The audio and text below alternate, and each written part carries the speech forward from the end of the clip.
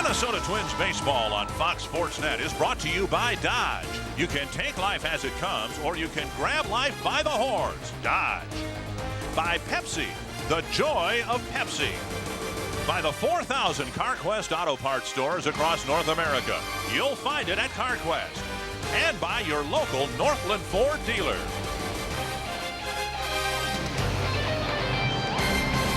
Twins fans have been part of the story in this series, and they'll be a factor again tonight. The Twins playing their best baseball of the year in the season's final month. And a chance to all but eliminate the White Sox. Here's Jerry Manuel's Tires Plus batting order. Roberto Alomar in the leadoff spot. Carlos Lee hitting second. Frank Thomas third. Maglio Ordonez fourth. Carl Everett fifth. Brian Daubach sixth. Jose Valentin, Joe Crede, and Miguel Olivo. Well, Kyle Lohse with the team last year, but he didn't get a chance to start in a playoff game. In our Grand Casino scouting report, this is probably the closest Kyle Lohse is as far as starting a game with this type of noise here at the Metrodome. Good fastball, slider, curveball, changeup, and he's tonight going for his career-high 14th win. Last year, 13-8 for the Twins. Northland Ford defense for the Twins. An infield of Koski, Guzman, Rivas, and Minkiewicz. An outfield of Stewart, Hunter, and Ryan. And A.J. Pierzynski behind the plate. Kyle Lohse started the series opener in Chicago. The White Sox jumped on him for 5 first-inning runs, but then he settled down, not only then, but then in his following start against Cleveland. Well, Kyle Lohse making his 31st start. He has 19 quality starts. That's the most quality starts on the Twins starting staff. Looking for his 14th win. Again, 13-8 last year for the Twins. Already a career high with 185 and a third innings pitched. Very good control so far this season for Kyle Lohse. He's only walked 2.2 batters per 9 innings. One thing he's done particularly well as of late, he's kept the ball in the ballpark. He's not allowed a home run in his last 5 starts. Are you like me? Were you surprised at the desperate situation the Sox seem to find themselves in after last night's game? I mean, if they win here tonight, they're 1 game behind in the loss column with a week and a half to go. Roberto Alomar takes up and away, ball 1. Well, you take 1 game at a time, Dick, but I think you can almost feel the momentum over the last couple nights and into today's play. It's all going in the Twins' favor. Swing and a miss. Alomar late on the fastball. Kyle Lohse a little more relaxed tonight than maybe if the Twins had lost the first 2 games, but here he just wants to go about his business, keep the ball down in the zone, and establish that fastball early, and that's exactly what he's doing.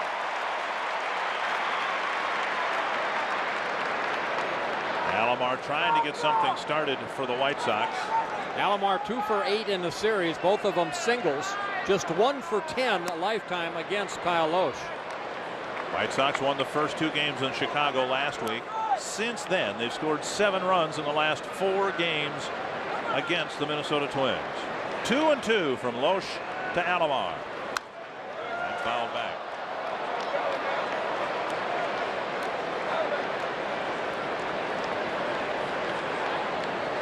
Alomar has brought his Gold Glove caliber defense to the Chicago infield after being acquired in the middle of the season from the New York Mets. And he gets another base hit. And Alomar with a lengthy at bat and a leadoff single here in the first inning. Treasure Island weather check. Rainy outside. That might keep some of the walk-up fans who were here in great numbers last night from coming tonight, but still dry inside and 70 degrees. Here is Carlos Lee. Carlos Lee, a career high 30 home runs, career high 104 RBIs. Very good numbers against Kyle Lohse. Lee is 10 for 26 with 3 home runs. Saw that last pitch that he gave up to Alomar. Kyle Lohse, he has to keep that fastball down in the zone. Not a lot of movement from the fastball from Kyle Lohse that we saw from Radke and Kenny Rogers the last couple nights. Kyle Lohse throws harder, but the ball is straighter. So again, keep the ball down. Alomar still capable of stealing a base. 6 for 8 since coming back to the American League. Lofted over the Chicago bullpen. 1 strike. Jeff Kellogg behind the plate. Paul Emmel, Joe West, Bill Miller on the bases. And the umpiring has been less visible in this series than it was in the 4 games in Chicago, which is a good thing. Yes.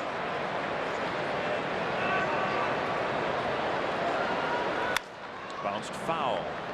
You know, you look back at that series and remember the Twins felt in the first 2 games in Chicago, had they gotten 1 break in either one of the first 2 games, they had a very good chance of winning either one of those. And now they have indeed won 4 straight against the White Sox. 2 strikes to Carlos Lee.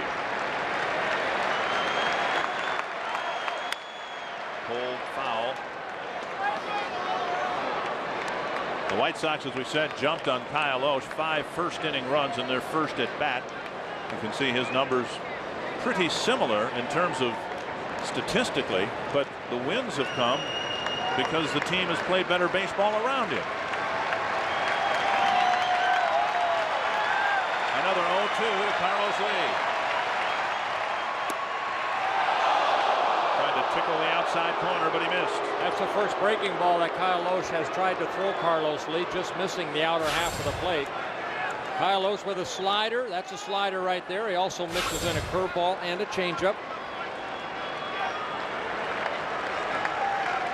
Lee started the 5-run uprising. There's a liner past Guzman, another 2-strike hit, and Lee is aboard with a single, first and second. Nobody out. Here comes Frank Thomas. This is a rerun of our game here Tuesday night. Well, a fastball down, but Lee just fully extends and hits the ball past the diving Christian Guzman. Here's Thomas in this situation Tuesday night. Instead of producing a big run-producing hit, he bounced into a double play. And Brad Radke ended up getting out of that first inning without allowing a run.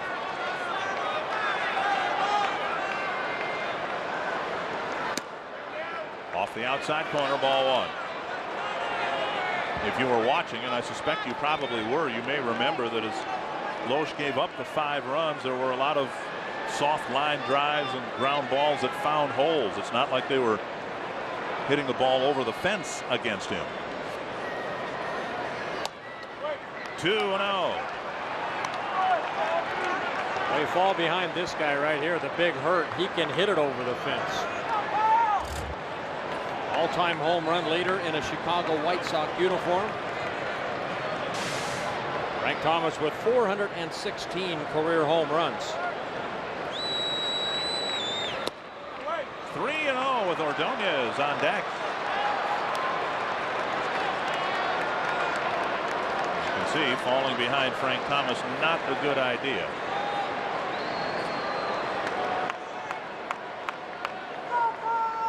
Rick Anderson hoping that Kyle Lohse can fare better in his first inning tonight than he did last Monday in Chicago. On the outside corner. Looked like he was taking all the way, but with Thomas, you can't be sure. You don't want to throw a cookie. No, you want to work that fastball outer half. AJ trying to settle Kyle Lohse down right here. Keep the ball down, maybe get a ground ball. 3-2. So again, Lohse gets the count to 2 strikes. And what happens if you're Frank Thomas or any of the Chicago hitters, you're so much in need of a big hit. You've been around for a long time. Frank Thomas is probably putting a little pressure on himself right here to deliver. See where AJ sets up right here. Foul back.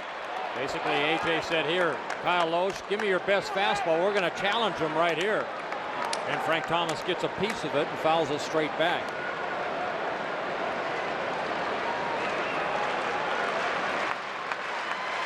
For AJ Pierzynski, catching Kyle Lohse is not like catching Kenny Rogers and Brad Radke.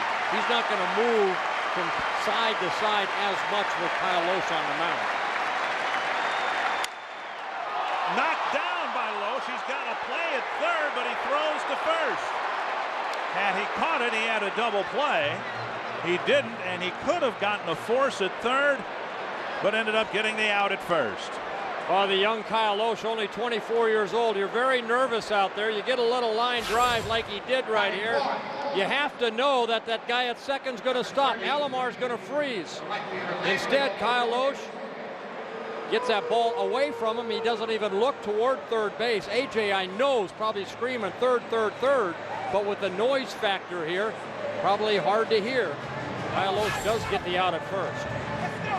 And although it was a bunt play, remember the start Kyle had back in August when the Indians laid down a couple of bunts, and he tried to go to third base on a bunt, and it didn't work out very well for him, and he did not take the sure out. Here early in the game he did, and now Ordonez comes up with 2 men on base in scoring position.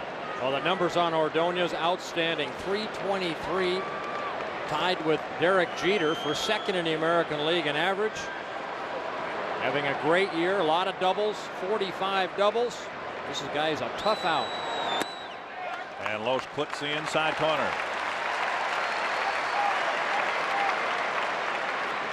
And Jerry Manuel has been bemoaning the fact that the middle of the Chicago lineup hasn't done anything in these last 4 games with the Twins, and he's hoping for a much more productive night from the middle of his lineup tonight.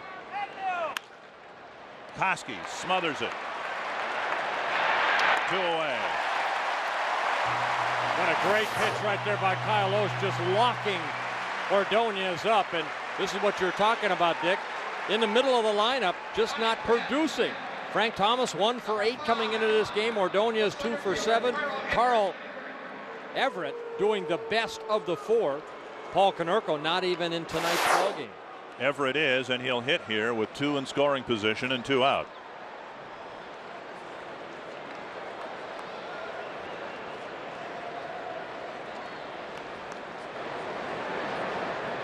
Lohse hoping to pitch out of his first inning jam. It's not the first time this year that he's had problems in the first inning.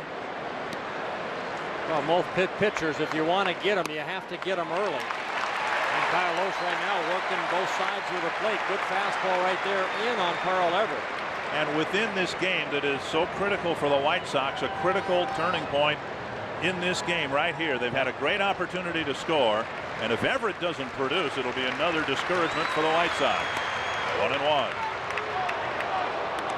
You know, and the Twins went through it before the All-Star break. You get to the point where you just can't imagine yourself getting a big hit. Well, it's like Ordonez right there. Rather than hitting that ball to short, he hits it to third base. Alomar not able to score. Well, he got the ground ball, but right at the third baseman. There's the base hit, and it'll score 2 runs. 3 singles in the inning, and Everett delivers a 2-out clutch hit for the White Sox. Lohse tried to jam him right here, but Everett getting those hands out, hits it softly into center field. For Everett, RBI number 86 and 87 on the year. Torrey Hunter getting that ball back in, but the White Sox take an early 2-0 lead. Brian Daubach playing at first base for the White Sox tonight for a couple of reasons. He's hit Kyle Lohse pretty well, and the regular first baseman Paul Konerko has not, and that's an understatement. Konerko 1 for 29 lifetime against Kyle Lohse, and there's a foul for strike 1. And Brian Daubach 4 for 8 against Kyle Lohse with a home run. Daubach pinched hit here the other night and struck out. He's been struggling at the plate. Just 6 hits in his last 47 at bats. It's just a 128 batting average.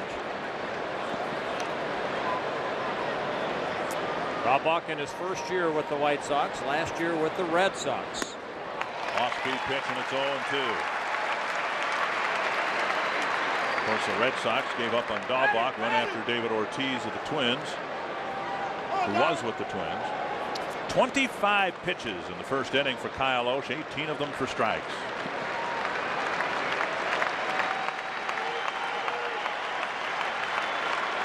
Oh, 2 to Daubach. And Everett chased back to the bag.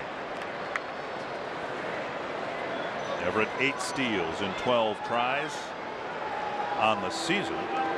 4 of 7 with the White Sox.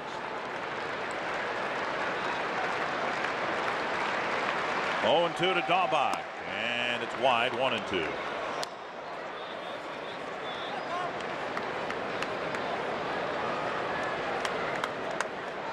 White Sox for most of the year have had the edge on the Twins in the season series. Twins finally tied it up last night with the win. 9 wins apiece. And the final game tonight.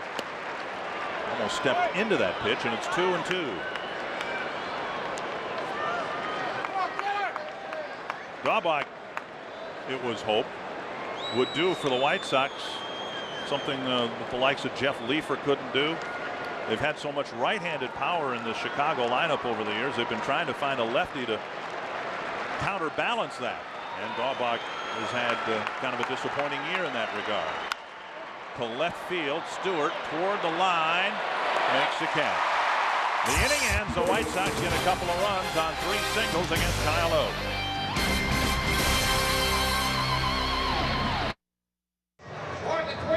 White Sox jump out early, 2-0. 28 pitches in the first inning for Kyle Lohse. Here's the Twins lineup that'll try to come back against one of the game's best. It's brought to you by Tires Plus. Shannon Stewart, followed by Louis Rivas, Doug Mientkiewicz, Jacque Jones, Corey Koski, Torrey Hunter, A.J. Pierzynski, Michael Ryan, and then Christian Guzman. And the offense is going to have their work cut out for them. In our Grand Casino scouting report, Bartolo Colon, he'll come right at you with a very good fastball clocked in the high 90s, a sharp breaking ball, a changeup. That curveball is more like a slider, and he has been on fire. 3 consecutive complete games for Bartolo Colon. He has 8 complete games, making his 32nd start of the year. Shannon Stewart to start things for the Twins.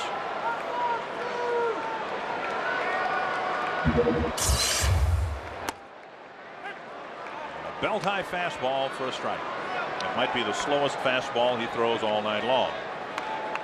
Shannon Stewart 9 for 33 lifetime against Bartolo Colon, with a couple home runs. Colon, the one guy that stands out on the Chicago team who has elevated his game in the final month of the season, while the hitters for the most part have been rather sluggish so far in September. That is just fine. Stewart making a bid for an extra base hit, but it's 1-2. Yeah, Bartolo Colon over his last 11 starts, 8 wins and 3 losses with an ERA of 2.9. That ball just missing that third base bag. Also going for his 100th major league win here tonight. 1-2. Shannon Stewart. 2-2. The rest of the Chicago rotation, at least what we've seen of it, seems a little wobbly right now. Mark Burley won't pitch in this series. He'll pitch series opener tomorrow against the Royals. 3-2. And we saw that in Chicago, that fastball. It's like a 2-seam fastball. He'll start at the outer half of the plate and trying to bring it back over the corner. See the movement right there. The ball just missing that outer half.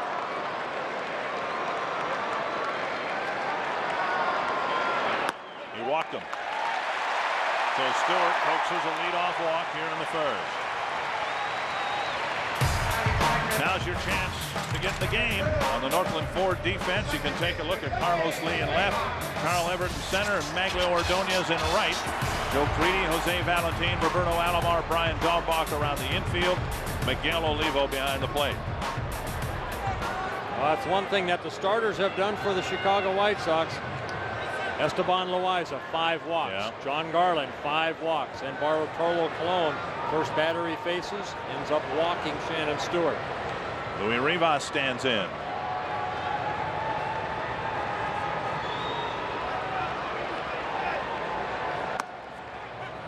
Olivo bluffs the throw to first after catching strike 1. Olivo, the catcher, one of the best arms in the American League. He has thrown out almost 40% of potential base stealers. Like Ivan Rodriguez, they like to throw also behind the runner at first base. Like to show off that arm. Twins need to find a way to get the crowd back in the game right away.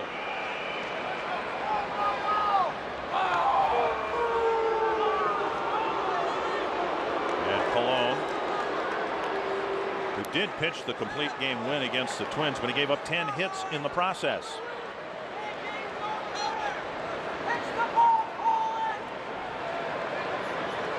One strike to Rivas. 2 strikes. Colon with a 10-hit complete game against the Twins, sandwiched by a pair of complete games against the Red Sox. A very good hitting lineup. And over those 2 complete games, he gave up a total of 7 hits. So the Twins, for their part, did a pretty good job in terms of getting guys on base against him. 2 strikes to Rivas. And Rivas almost swung out of his shoes.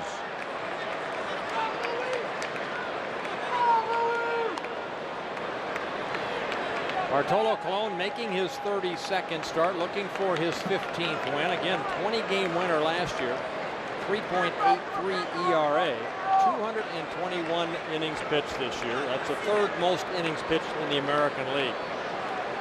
And the strikeouts, he is 8th in the American League with 164 strikeouts. Another 0-2 to Rivas. Off the plate. Valentin fires on the run. Got him on a very close play. No argument from either Rivas or Jerry White. One away with Stewart at second base. Well, on the turf here, this is what Rivas wants to do. Valentin makes a nice play. Strong throw. Daubach ends up picking it right there. And Rivas is out for the first out of the inning for the Twins, but Shannon Stewart moves into scoring position. And now Doug Minkiewicz. Minkiewicz has hit Colon very well over the years. 9 for 27 with a home run. A quiet series with just 1 hit but 3 walks.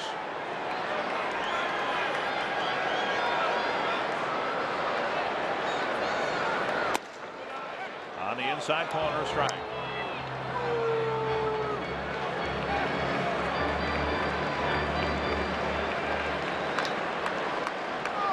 Gary Manuel's already said that he's going to stay a long time with Bartolo Colon in this ball game.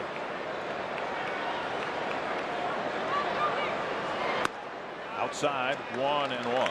Got short starts in each of the first 2 games. Well, this is your workhorse right here. Gary Manuel knows the importance of Bartolo Colon and what he means when he's out on that mound. He'll throw a lot of strikes. And a lot of times Colon will get stronger as the game goes on.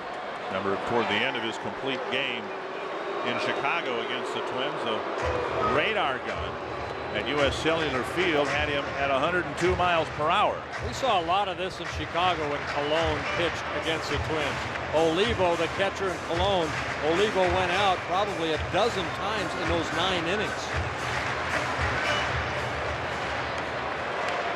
Against the Red Sox, 116 pitches, 5 hits, just 1 run unearned. White Sox took 2 out of 3 from Boston at Fenway Park. Just off the inside corner, and it's 2-1.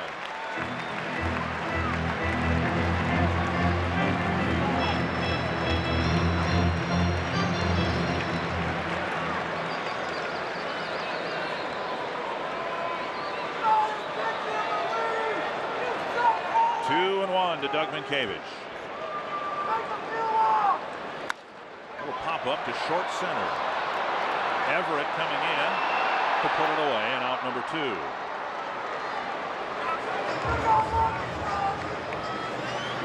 You look at the pitchers that have beaten the Twins recently. We know they've won most of their games, but the pitchers that have beaten them: Bartolo Colon, CC Sabathia, Mark Burley. I mean, these guys are pretty good pitchers. Yes, they are. And here's Jacque Jones. Jacque due for a little spurt here.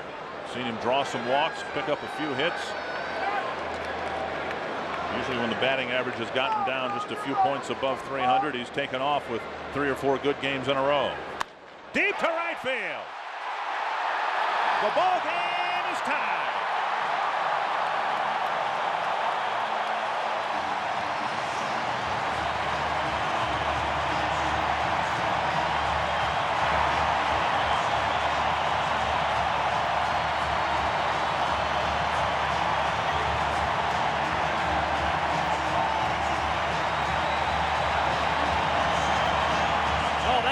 Crowd back into it. Jacque Jones hitting his 14th home run. He came into that at bat 11 for 32 against Bartolo Colon, a 344 batting average, and jumped on that high fastball.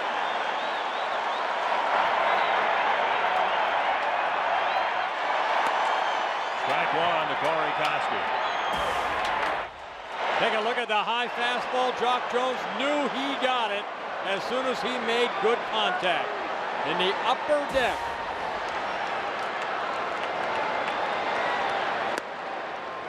And on the inside corner, 0-2 to Koski. Jones hitting his first home run of the month. Last home run coming on August 28th.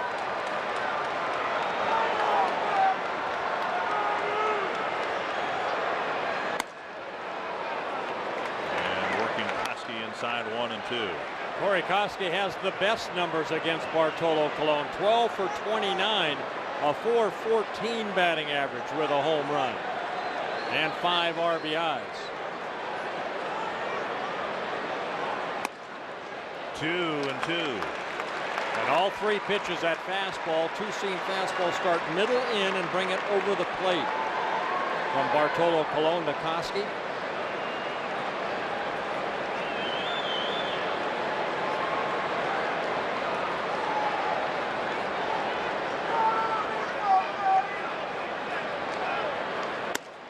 Just off the inside corner and the count's full. Remember the Stewart at bat. Colon got ahead of Shannon quickly. And then Stewart showed the patience, worked the count full, and walked on a close pitch. Now Colon goes for a little stroll. Little role reversal here. White Sox score 2 runs on 3 singles. That's something the Twins would typically do. And here the Twins tie it up with an upper deck home run. Yeah, Colon on that last pitch stood there for maybe about 5 seconds and just kind of stared into home plate umpire Jeff Kellogg. And Colon wondering where that pitch was.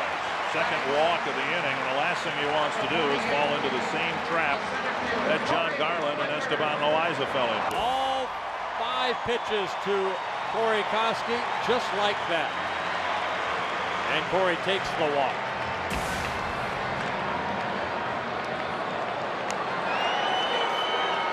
Torrey Hunter standing in.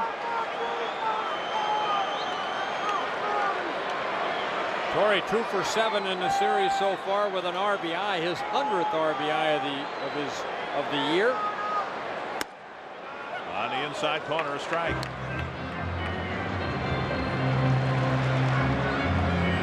Torrey 9 for 30 lifetime against Bartolo Colon with a couple home runs and 8 RBIs in the 9 hits.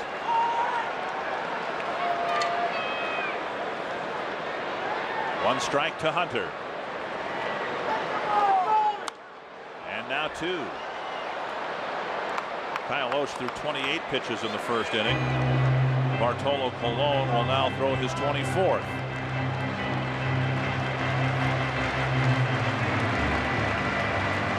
Twins trying to win their 6th game in a row.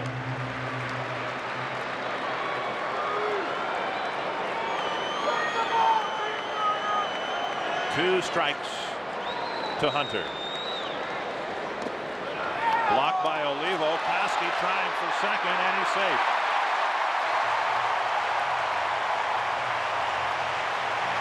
Miguel Olivo has a great arm, but what we've seen, Bert, last week and this week too, he's not in A.J. Pierzynski's class in terms of blocking pitches in the dirt. Well, this is a breaking ball down and away. Now, he takes his eye off the ball just for a split second, and that allows Corey Koski 1 or 2 extra steps. It'll be a wild pitch charged to Bartolo Colon.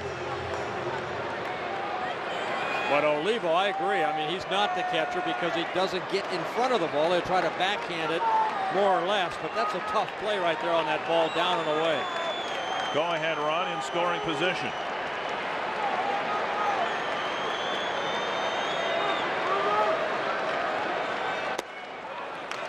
And the count is even. See, Bartolo Colon calls that pitch right there a curveball. But to me, that's just a hard slider. And it breaks down a little bit. Like a Bob Gibson curveball. A sharp down and away action to a right-handed hitter. 2-2 from Colon to Hunter. Tapped foul.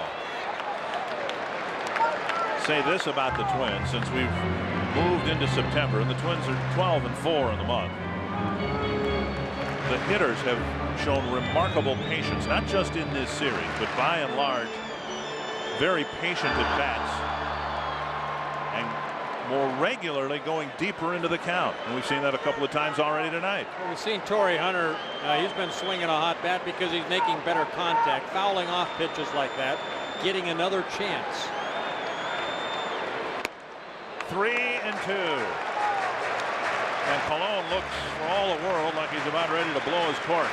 He's been right on the edge of the strike zone all inning long.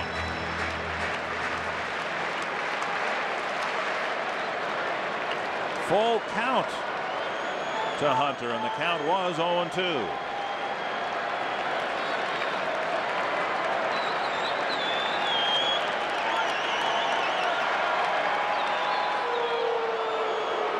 It's a great job by the offense here in the first inning to be able to get a couple runs right back. Keeps his crowd in the game. The big 2-run home run by Jacque Jones. Showed a lot of patience there, didn't he? Yeah. It's in my eyes, I'm going to swing. Jumped on the first pitch. Chopper to short. Valentin juggled it momentarily, but made the play. A Jacque Jones home run with a man aboard, and we're tied after 1.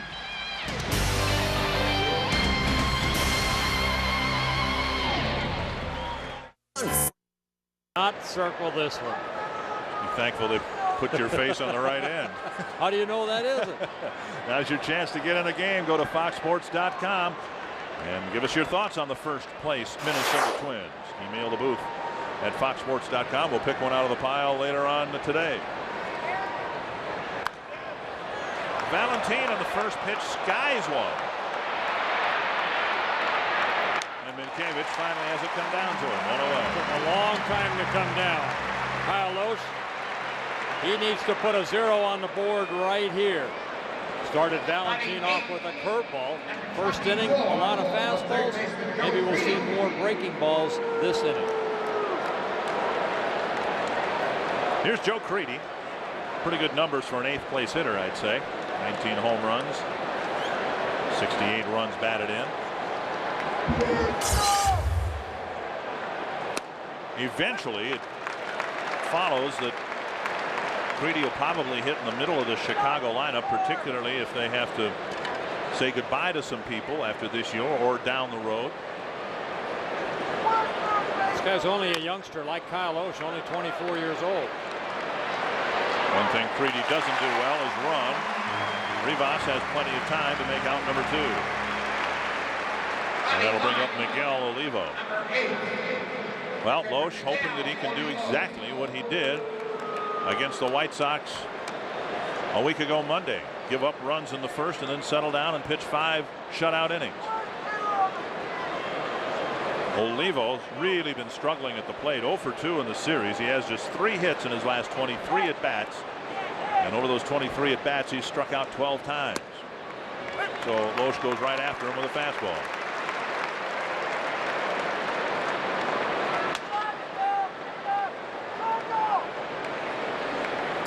As was the case last night, the stadium filling up after the first pitch. I'm not so sure we're not going to have 40,000 again tonight. I hope so.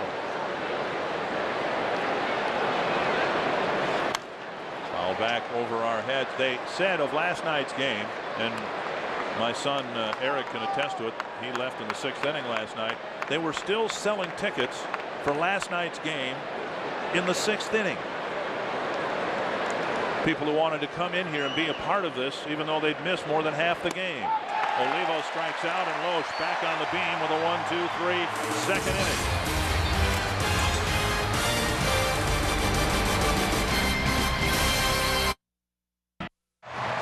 I bet that's something you can't do. Your head's way too big to tie a Homer hanky around it. But you can't? No, I don't think I can either. But what size head do you have? 7 1/4. Okay. I got a bigger head than you do. I knew that. 7 1/2. The guy for the Tigers has got an 8 1/4. Here's A.J. Pierzynski. First pitch fouled back.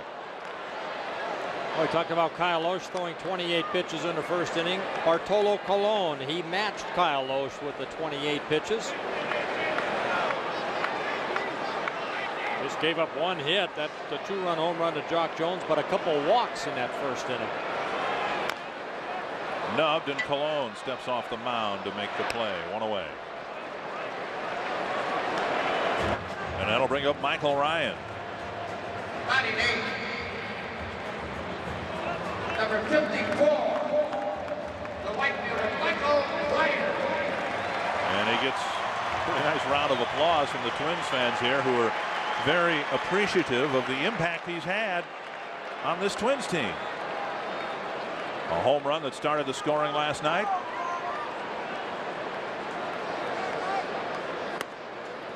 And Colon starts him with a strike. There's that fastball right there. Another 2-seamer. Gets a little more part of that plate. Not like he did to Corey Koski.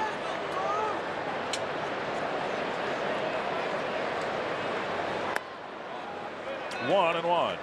Michael Ryan said in last night's ball game against John Garland, he was watching a pattern that John Garland had with that hard fastball in, and then he'd follow it with a changeup, and he sat on the changeup, and that's what he hit the home run off of Garland. 1 and 2. So that's why the importance of, say, an out at bat like Shannon Stewart in last night's ball game. You end up taking a lot of pitches, even though he grounded out to third base. Rivas walked. As you sit on the bench, you watch the pitcher and see if he does have a certain pattern. Ryan guessed right. That's a pretty heady thought process in your 37th at bat of the year. You know, I mean, he was an afterthought on the Twins roster all summer long, and now he jumps in here. And well, he not only does it here, he probably did it at the AAA level too, or wherever he started back in 1996 with the Twins in rookie ball. 1 and 2 to Michael Ryan. A high chopper over the mound. Valentin is there, and he makes a nice play. 3 good plays by Valentin already in the ball game. Yeah, 2 he's away. had some tough plays, those little short hops in the 1st inning, and right here showing some good range up the middle. And that'll bring up Christian Guzman. Because this is on the second base side, and Valentin really the only one that can make that play, to make that type of throw. It would have been a tougher play for Alomar. Here's Guzman.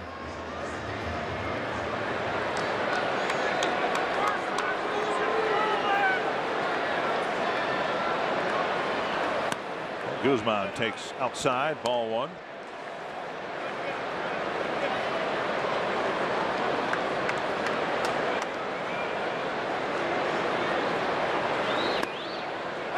Turned away from the pitch, but it clipped the inside corner. 1 and 1. Bartolo Colon, 30 years old, 5'11", 240-pounder. Very strong looking right-handed pitcher. If he's around in the 7th or 8th inning, the velocity, as you alluded to before, will be greater. Might be 97, 98. There aren't too many pitchers who can do that. And Colon keeps the glove down low, makes the play. 3 ground ball out, so 1, 2, 3 second for Bartolo Colon.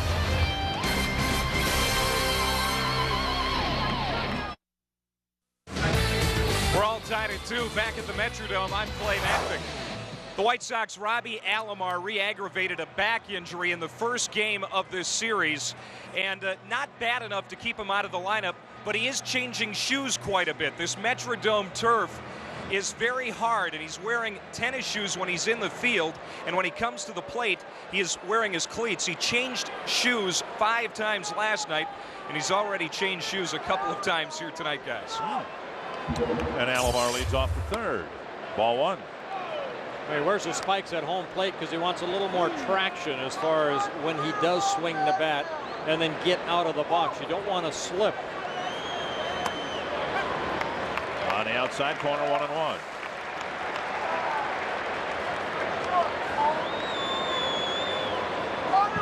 Roberto Alomar, a 16-year veteran at the major league level. He's played with 6 different teams.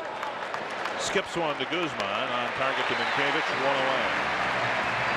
Friday, October 10th, the puck drops on Fox Sports Net. It's a hockey doubleheader. The Gophers and Wild return to the ice. Don Lucia and the defending national champion Gophers, 2-time defending champs, I might add, take on Maine at 5 o'clock. Then the Wild's home opener with the Rangers. October 10th, a hockey doubleheader on Fox Sports Net. Here's Carlos Lee. And there's strike 1. Lee singled and scored in the first inning.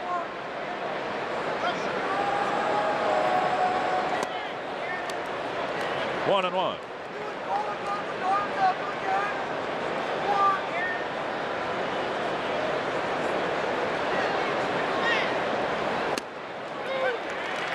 And now 1 and 2. Back to changeup with the changeup right there to Carlos Lee. Lee, a very good fastball hitter.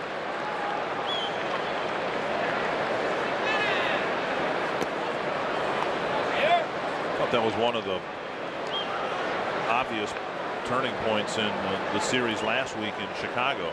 The White Sox, a very good fastball hitting team, and then when they ran into Santana, who might have the best left-handed changeup on the team, and Radke, the best right-handed changeup, they ran into problems. A one-hopper to Koski, 2 away. The pennant race is heading down to the wire. You can plan ahead. You'll want to be here in October if the Twins are still playing.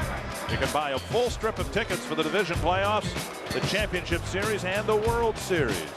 833 Twins, the number to call, or log on to twinsbaseball.com for all the important information. It's 9. If the Twins win tonight, it'll be 7.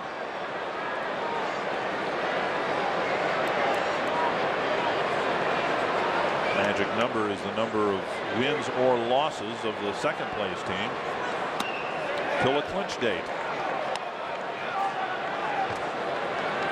1-0 to Frank Thomas.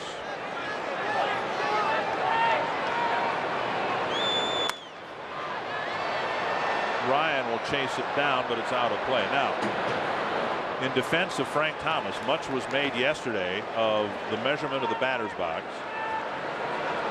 And it was reported that Frank Thomas complained about the size of the batter's box. He denies being responsible for it. Says he did not want to make an issue of it. Here's a fly to right.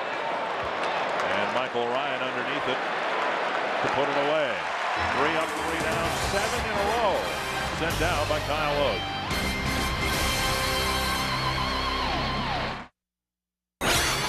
Minnesota Twins baseball on Fox Sports Net is brought to you by Treasure Island Resort and Casino.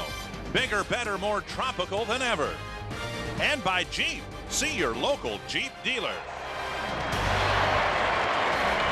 Only once in Twins history has a Twins team gone to the playoffs or postseason play in back-to-back years. That was back in 1969 and 70. The Twins trying to take a very large step in that direction tonight. Having won the first 2 games of the series, Shannon Stewart led off the first inning with a walk and scored on the Jacque Jones home run.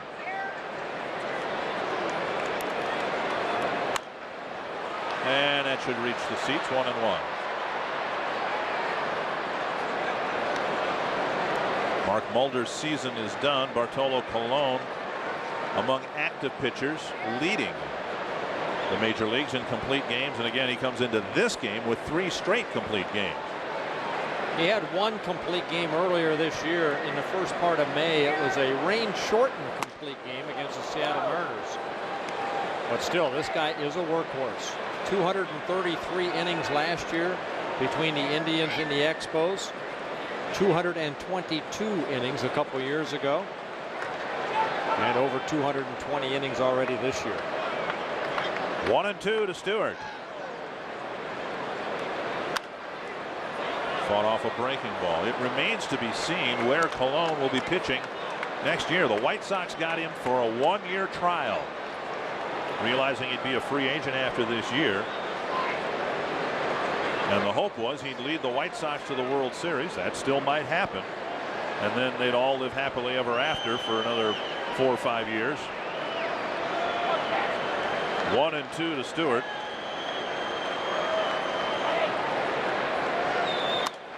Fouled away again, but you wonder how this Chicago team might be taken apart if they don't win this year. They have a window in Chicago, as they like to say, and this might be the last year of that window to win.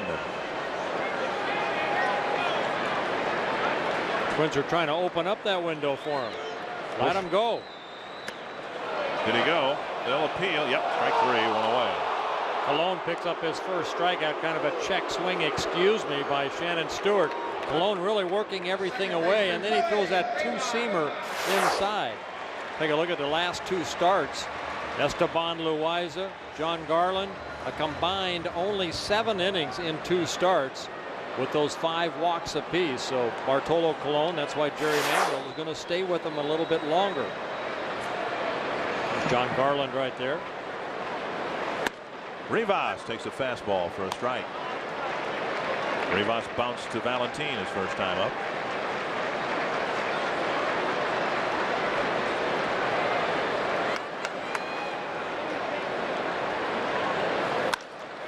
To center. Right at Carl Everett. 2 away. And that'll bring up Doug Minkiewicz. There are so few pitchers out there with Colon's stamina and drive. It would stand to reason that he'll be able to command a pretty hefty contract from somebody next year, whether it's the White Sox or not.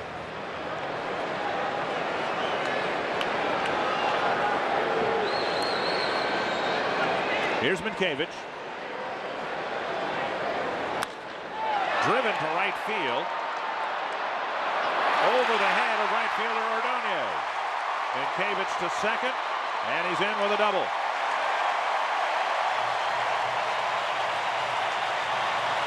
Good 2-out inning right there by Doug Minkiewicz, his 37th double of the year. A couple of years ago, a career high 39 doubles. Doug trying to surpass that this year. Ordonez gives it a chase, but it's over his glove and his head. One hopping the baggie. And Ordonez getting it back in, but a 2-out double for Doug Minkiewicz. The second hit off of Colon. First one was delivered by Jacque Jones, who jumped on the first pitch he saw from Colon and drove it into the upper deck for a game-tying home run.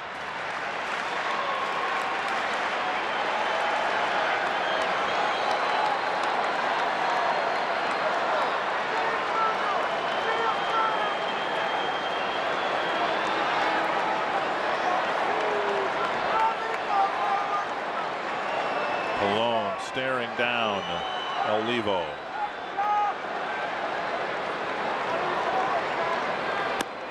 And missing the outside corner. I don't think he's going to throw that 2-seamer and bring it back over the plate to Jacque Jones. He does have first base open. Now you're going to pitch this game a little differently than you are if this is a game in May or June. This is a do-or-die type game. You don't want to make a mistake right here to somebody that took you deep in his first at-bat. See if Olivo moves inner or outer. Again, outside. And Jacque Jones swings through it. Note the velocity. We had a 96-mile-per-hour fastball earlier this inning. That clocked at 97. I would imagine that even though it's just the third inning, he's almost got to approach this as if every inning is the ninth inning. Well, you have to. I mean, their backs against the wall.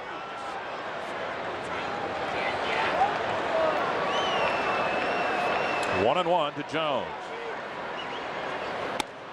2-1. There's a fastball inside, but Colon made sure it wasn't that two-seamer that came back. That was a four-seamer that he just tried to get that ball hard inner half.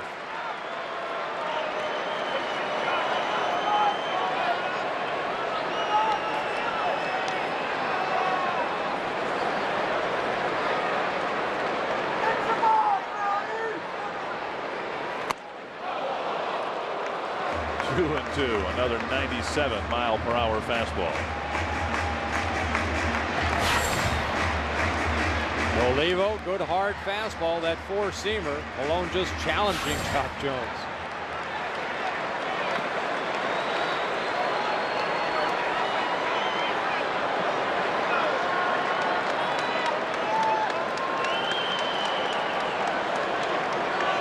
Counts even to Jones with Minkiewicz at second.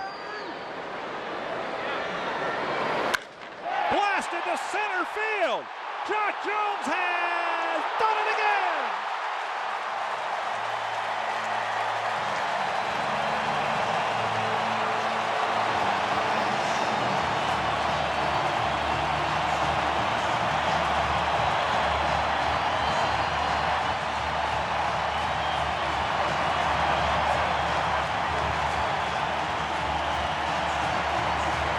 Fastball's away, fastball's in, and then he leaves one too much of the plate.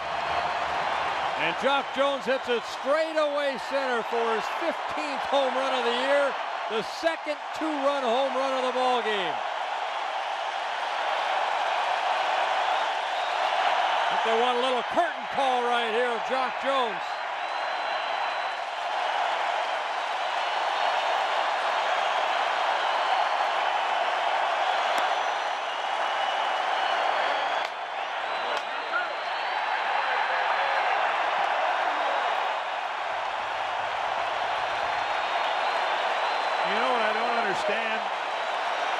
Bert, I read it in the newspaper. People around here don't care as much for the Twins as they did a year ago. And I read it in the newspaper. Well, that's one man's opinion. And you know what opinions are like. 1-1 to Corey Koski.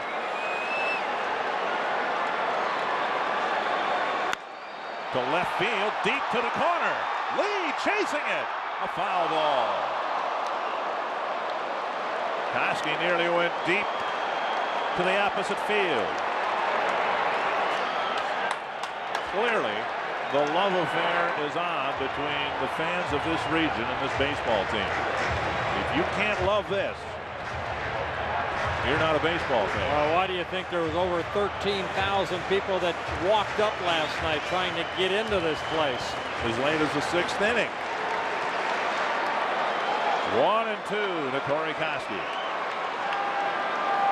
Couple of big two-out extra base hits have given the Twins a lead here in the third.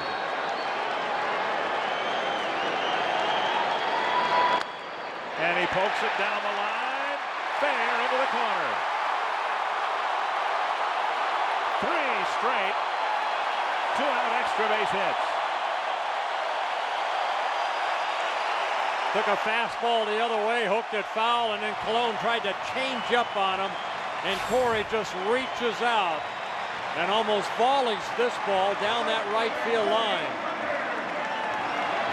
For Corey Koski, his 27th double of the year, and another Twins base runner in scoring position. John Cooper to the mound.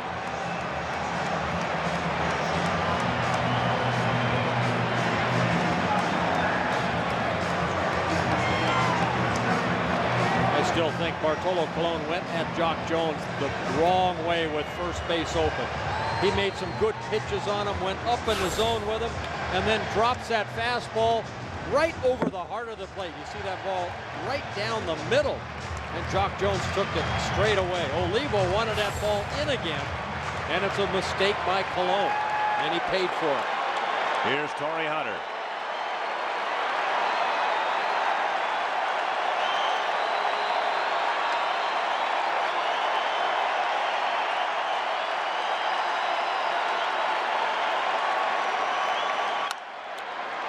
To right field, toward the corner. Ordonez tracking it. Finally, the third out comes, but this is Jacque Jones night. A pair of two-run home runs to put the Twins in front.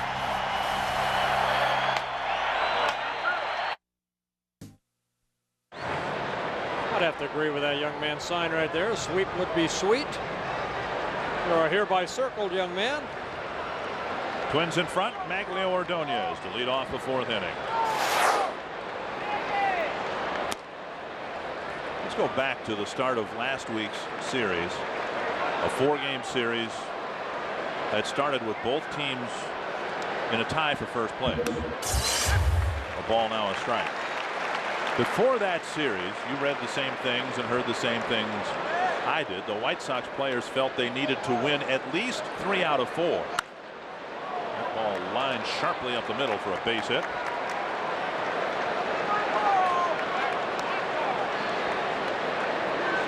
Our Aflac trivia question. Center fielder Kyle Lohse.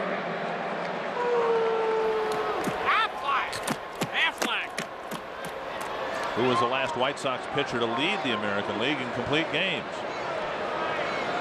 Tommy John. Might be Jim Cotton. Carl Everett delivered a 2-run single with 2 out in the first inning to give the White Sox a very brief lead. That's to left. And Stewart there to make the catch 1-1. But before last week's series, a number of White Sox players felt they needed to win and planned on winning at least 3 of the 4 games. That obviously didn't happen. They won the first 2, the Twins won the next 2. But we heard a lot of the same and read a lot of the same comments before this series. The White Sox feeling like they had to win at least 2 out of 3. Now that puts an awful lot of pressure on you to start an already important series. Well, I think, Dick, because they know the schedule the rest of the way after this series here. Chicago knows that they have to play the Kansas City Royals and the Yankees, and they know the Twins have to play the Indians and the Tigers. So, yeah, the White Sox going into it say, hey, we have to beat the Twins. Hosky with a long run. He can't quite get there. Don't give him an air on it. Only in Oakland.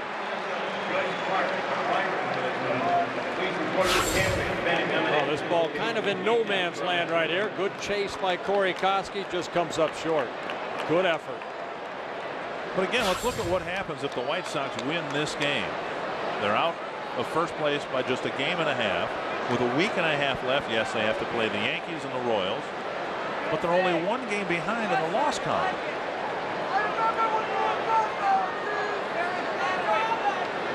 It seems a bit early to be in a state of desperation, even though they lost the first 2 games of this series. 0-2. Well, I'm going to go back to that 9th inning when in the second game that the White Sox won 8-6, where the Twins scored 4 runs in the top of the 9th inning in Chicago. And even though the Twins lost 8-6, that kind of changed their momentum, and really the Twins won the next 2 ball games, went to Cleveland, won 3 out of 4, and now have won the last 2 games against the White Sox. And again, it's significant as to who was involved in that 9th inning rally. It wasn't the bench players, it wasn't the regulars, it was the guys coming off the bench getting doubles and triples and getting everybody on the south side of Chicago a little nervous at the end. 1-2. Team playing very good baseball, to state the obvious. Another game that stands out was the last game in Cleveland. Just the psychological advantage of starting this series a half game in front of the White Sox, as opposed to being a half game behind them if they had lost the series finale in Cleveland. Call, 3rd strike, 2 away. Good off-speed pitch right there. Kyle Lohse picks up his 2nd strikeout. Tomorrow night begins Fan Appreciation Weekend presented by Freshetta. All weekend long, the Twins will be honoring fans for your support this year. Great prizes, great giveaways, including a Twins fan, tomorrow night, courtesy of Rainbow Foods. Call 800-33-TWINS, and you can be here tomorrow night. Jose Valentin, the hitter. Take a look at Kyle Lohse picking up his second strikeout. Little change up right there. And you have Brad Radke, Johan Santana, Kenny Rogers. You better learn a changeup. Kyle Lohse has come up with a pretty good one. He throws that circle change. 2-0. And you have a pitching coach, Rick Anderson. Brad Radke told me that's Andy taught him the circle change. In the minor leagues? In the minor leagues. Like Johnny Padres did for Frank Viola. Pitching coach Rick Anderson did for Brad Radke. Hunter to the gap to track it down. A leadoff single, no damage done. Twins still up 4-2.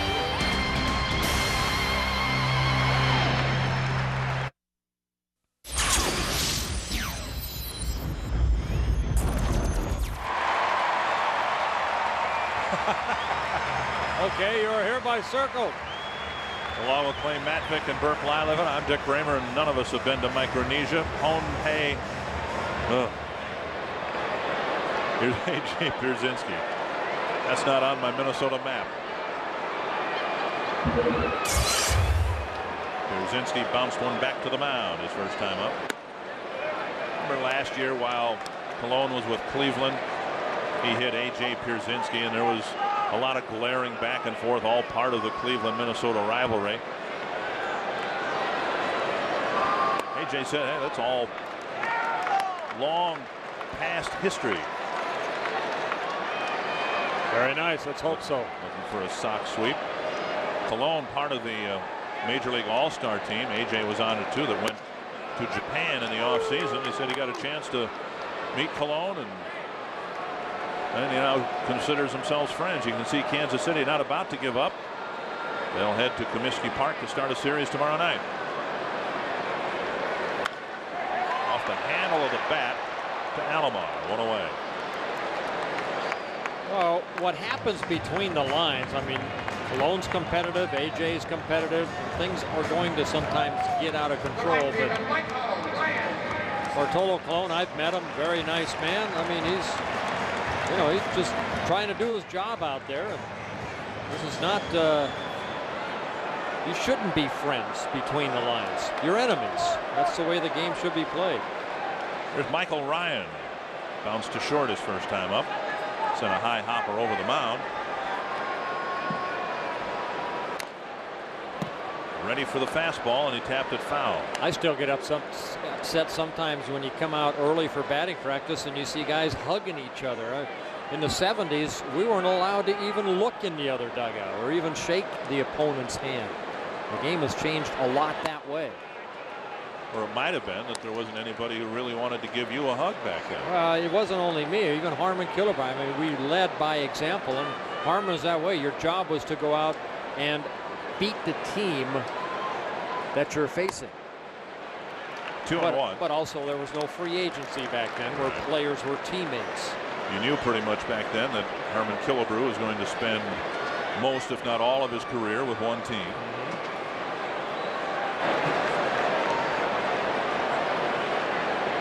2-1 to Michael Ryan. And he'll find a base hit to right center field. And Ryan's aboard with a one-out single. I'm just going to take a stab at our Aflac question and say Lamar Hoyt. Jack McDowell, maybe? Jack McDowell. Blackjack. They had some good years for the White Sox. The last White Sox pitcher to win 20 games in a season. He did that the following year in 1993 and picked up win number 20 against the Twins. Christian Guzman bounced one to the mound his first time.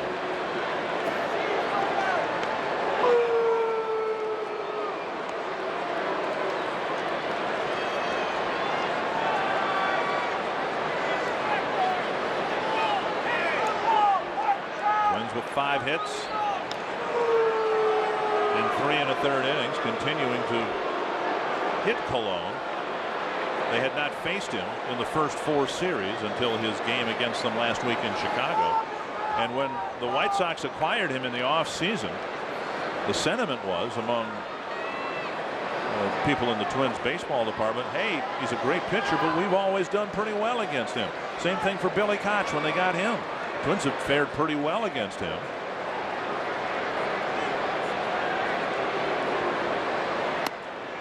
And it's not like the White Sox have gone out and gotten Mike Messina or somebody like that the Twins have always struggled against.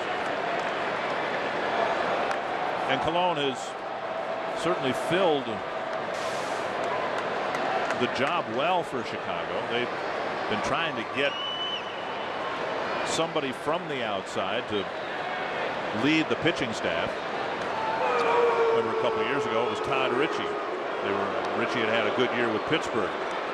And the year before that it was David Wells who was supposed to lead the pitching staff, and that didn't turn out very well either. Well, they knew they had youngsters, John Garland and Mark Burley. They wanted to try to bring somebody in like Cologne. They had no idea that Esteban Loaiza would pan out the way that he has. But again, Cologne has been a workhorse. He's averaging over 7 innings per start. And that ball getting away down in that right field bullpen. Ryan around second on his way to third.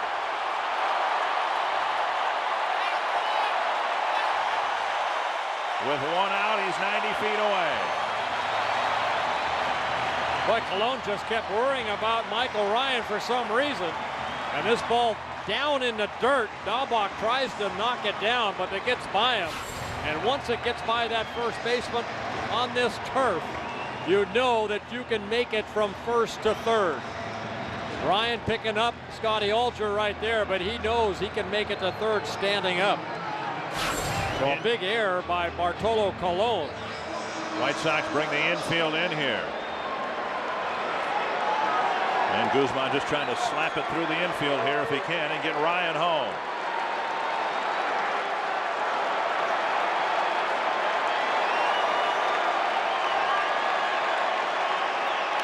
Squeeze play. Ryan coming home, and he is safe as Olivo drops the ball.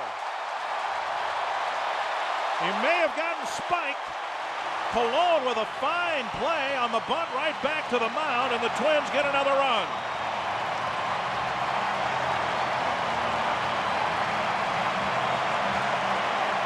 Christian Guzman bunting the ball back, and Cologne immediately grabbed this ball.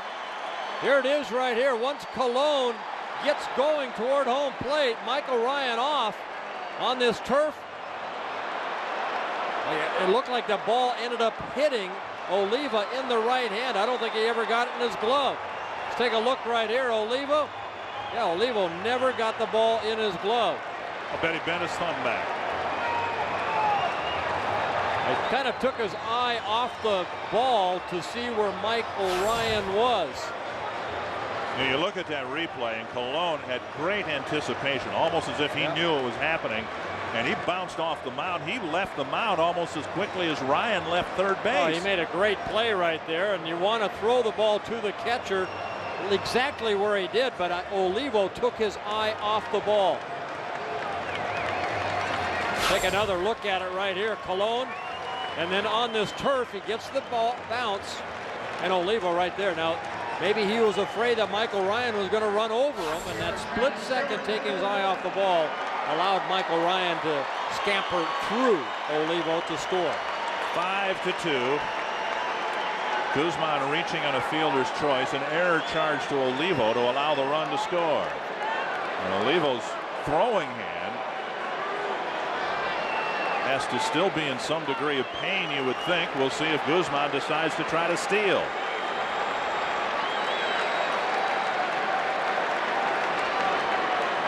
Not on the first pitch, and it's ball 1.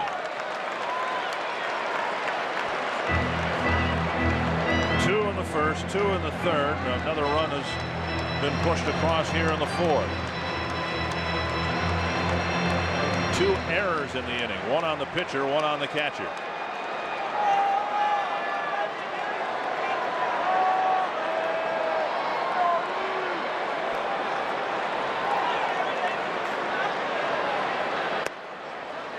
2-0.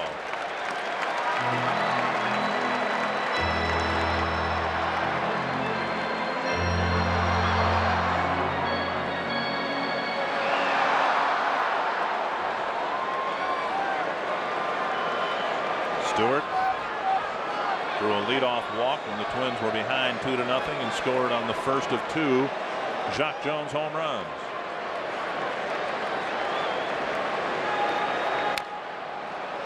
Two and one. You can see since the middle of August what the Twins record is and what they've done when they've scored 4 or more runs.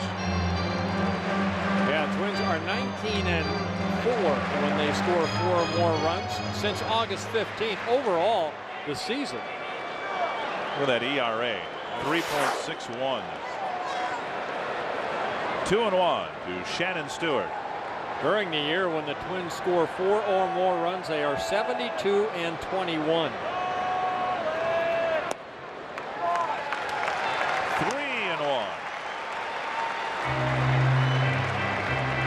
What the White Sox needed more than anything else tonight was for Bartolo Colon to go to the mound and pitch lights out. That obviously has not happened.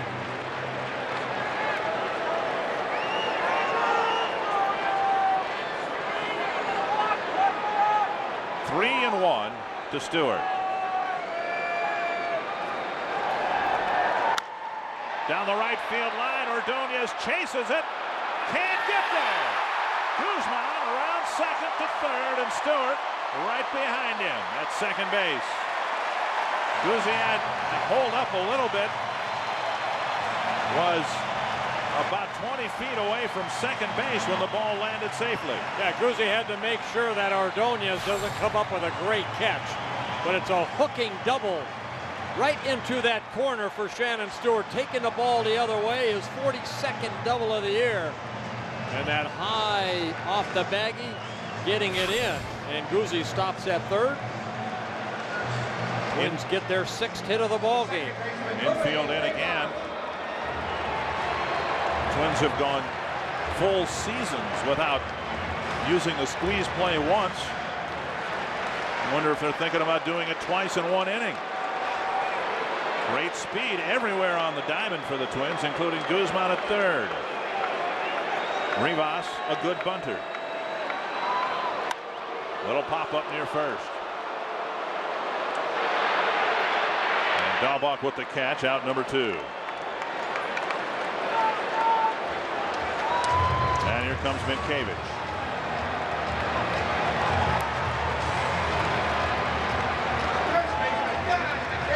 Minkiewicz with 2 out in the third drove a double to right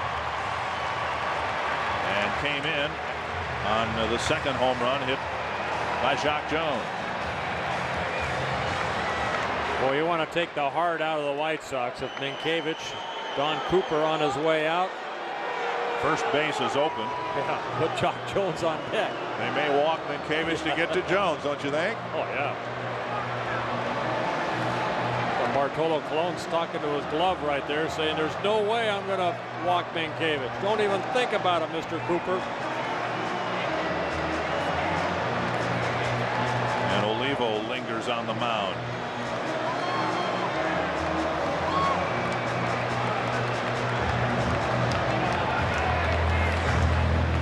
Not seen Colon pitch before. He's expressionless on the mound. Doesn't make any difference whether he's taking a 1-hitter into the 9th inning or whether he's given up 5 runs as he has here tonight. Good 2-out hitting for the Twins. Both Jones home runs have come with 2 out in an inning.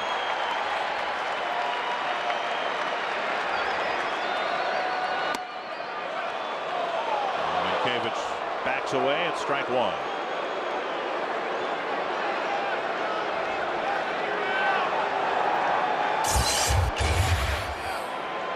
This game, some might think the season might rest on this at bat for Chicago.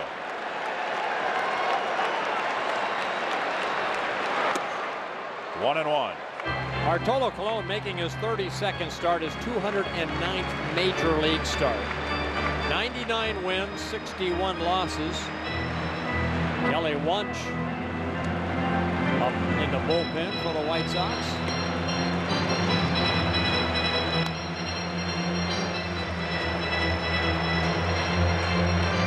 I don't think they're going to let Bartolo Colon pitch again to Jacque Jones.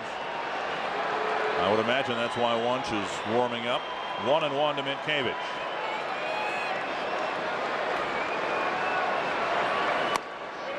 Two and one. Let's hope we have to find out. As Jerry Manuel said coming into this ball game, he's going to go a little bit longer with Bartolo Colon. 2-1 to Minkiewicz.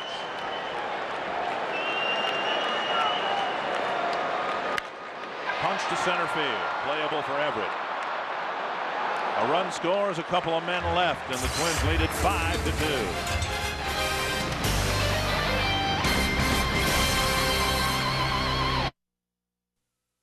I think you found your suitcase. Are you a Jack Nicholson fan? Yeah, I am, yeah. Yeah, me too. Sure wants to be Jack Nicholson. Just having fun at the ballpark. Nothing wrong with that. Not at all. Joe Creedy leading off the Chicago fifth. Kyle Lohse fell behind in this ball game 2-0 quickly. Now he's got a 5-2 lead. Well, again, what Kyle has been able to do, he's retired the last 10 of 11 batters he has faced after that first inning. 2-0. Johan Santana won the August Pitcher of the Month award for the American League, going 5-0. Lohse in the month was 5-1. Now his ERA was a lot higher than Santana's. He didn't really stand much of a chance to win the award. But how'd you like to be 5-1 for your pitching staff, 2-2, and not be the best starter in your rotation? I think every starter would like to be 5-1 and say, hey, there's somebody that had a better month, and that was Santana. Great month, 3.83 ERA. And looking to go 3-1 here in the month of September. And now a full count. Had a pretty good May too. He just won 2 ball games, but he had an ERA of 1.97 in May. Foul back.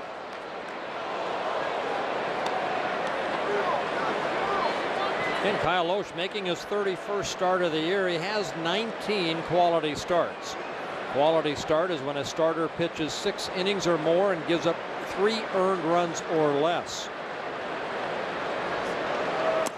Creedy strikes out for the first out of the 5th. And Kyle Lohse picks up his 3rd strikeout of the ball game. Starters have been able to put zeros on the board. Kyle Lohse, a couple outs, or a couple runs in the first inning, and right there getting a little stronger now, feeling a little more comfortable. The first 2 starts, Brad Radke, 7 good innings, only 1 earned run, no walks, and the same for Kenny Rogers, 6 1/3, 2 runs allowed on that 2-run home run by Creedy, no walks. We showed you the graphic of the White Sox, how they struggled. Esteban Loaiza and John Garland. It all goes off starting pitching.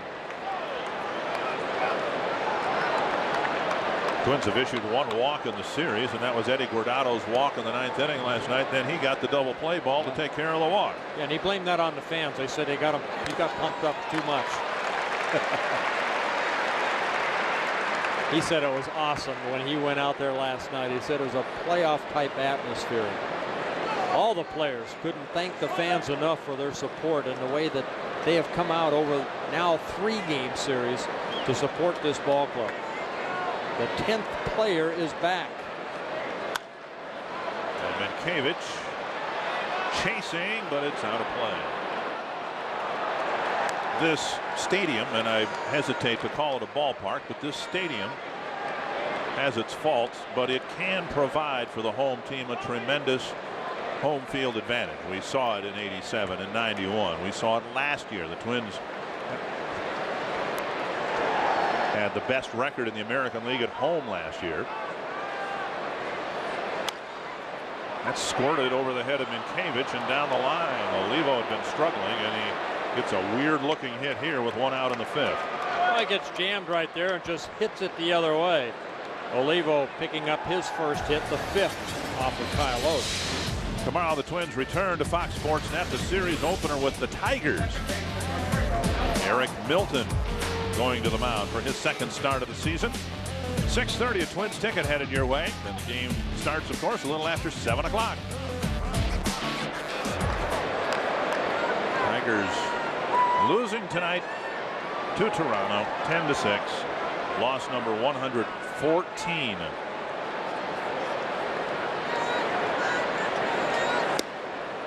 And a strike.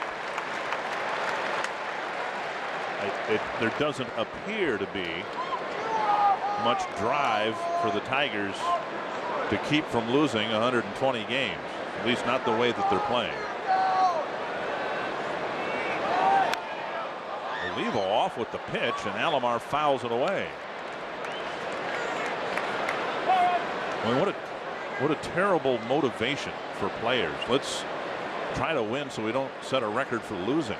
Yeah, it is, and I think, you know, Alan Trammell and his coaching staff has tried to keep motivating the players, but it's got to be difficult. You want to come to the ballpark because you want to feel like you have a chance to win. Tigers right now, they just want the season over. One interesting thing is we've been given the starting rotations for the Detroit series. Jeremy Bonderman, their talented young right-handed pitcher, in his rookie season was taken out of the rotation after getting his 18th loss. He's going to make the start tomorrow night against Eric Milton. 2 strikes to Alomar. Past Minkiewicz into right field. Olivo around second. And Koski blocking the one-hop throw, and Alomar gets another single. And Carlos Lee will come to the plate representing the tying run. Oh, good effort right here by Doug Minkiewicz. It's a breaking, or it's a fastball right there. Doug diving for the ball. He gets into right field. Olivo taking that chance right there, making it over to third. Michael Ryan keeps that ball low enough to where Alomar can't get in to second base. The 6th base hit of the ball game, the 6th single off of Kyle Lohse. It's been amazing in this series. The Chicago, with all those home runs, they have 21 hits in the series so far, and 19 have been singles. Yeah. Everett with the 9th inning home run on Tuesday, and then Creedy with his 2-run home run that was 6 inches fair last night. Good fastball taken for strike 1. Lee with a single and a run scored back in the first inning. Let's get a ground ball right here. Really hurt the White Sox. Maybe turn a double play. Blocked by Pierzynski. Alomar stops, goes. Now the throw to second. They've got him hung out to dry. Throw to third. Olivo is safe. A near huge base running blunder by Alomar and or Olivo. And somehow the White Sox survive it. Well, one thing Olivo did, he was able to coax Rivas into trying to get him at third base. Alomar was hung out to dry. He didn't know whether to go, didn't exactly know where this ball ended up. And he's kind of locked in right there. Where do I go? The throw to Rivas, and then Rivas back. And Olivo just getting that right hand back in. Like Koski had blocked the left hand off the bag, but Olivo was able to get his right hand to the base. So a big play there. We'll see if the White Sox can take advantage of it. 2-1.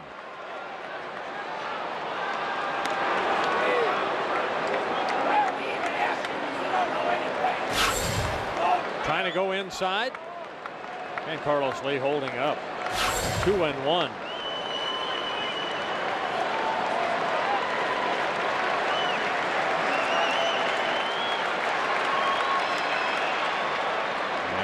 Alomar dives back to the bag. We've made mention of it a number of times in the last 2 series between these 2 teams, with the White Sox, with many of their right-handed hitters able to hit the ball out of the ballpark. They also hit into a very large number of double plays. Lee's hit into 19 of them this year.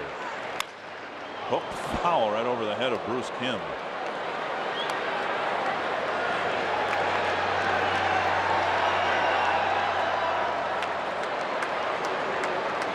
So Lohse had some difficulty in the first inning, gave up a couple of runs, sailing along until the 5th. And a pair of singles have made things a little edgy here. How about a strikeout right here? Carlos Lee has struck out 90 times in 580 appearances. Just missing with that breaking ball is Kyle Lohse. And now with 1 away and a full count, Alomar might be heading for second as soon as Lohse throws to the plate.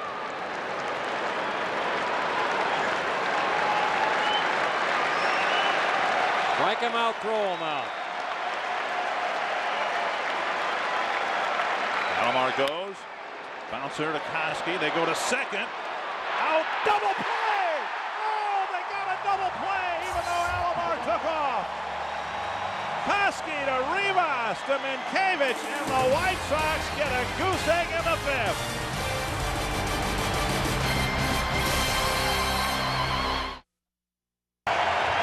Twins and an incredible double play to get out of the top of the 5th. Watch where Rivas catches this ball. Koski quick flip. Rivas behind the bag, and then throwing the ball over to Minkiewicz to complete the double play. A huge double play for the Twins. Jacque Jones getting a standing ovation, not for what he might do here, but for what he's already done tonight. 3rd time this season Jacque Jones has had a 2-home run ball game. He's had 8 in his career. No Twin has hit 3 in a game since Tony Oliva in 1973.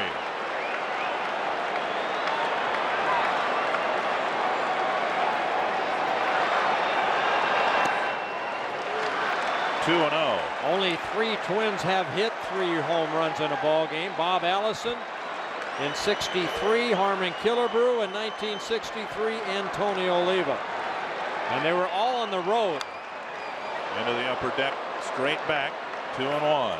Take a look at the first home run for Jacque Jones. That coming in the 1st inning. He jumped on a high fastball in the upper deck here at the Metrodome.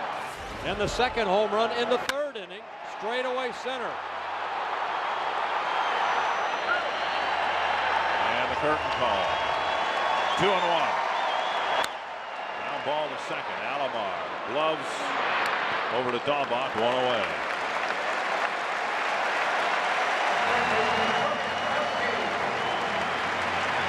One gone in the 5th, and now Corey Koski.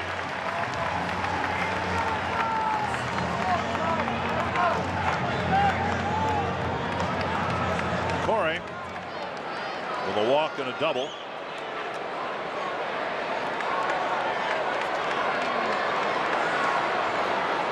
Corey walked his first 3 times up last night. And there are some who believe that a hitter is ready to take off on a hot streak as soon as they start piling up walks. Well, maybe a good sign for Corey, who has walked 4 times the last 2 nights. 1-1.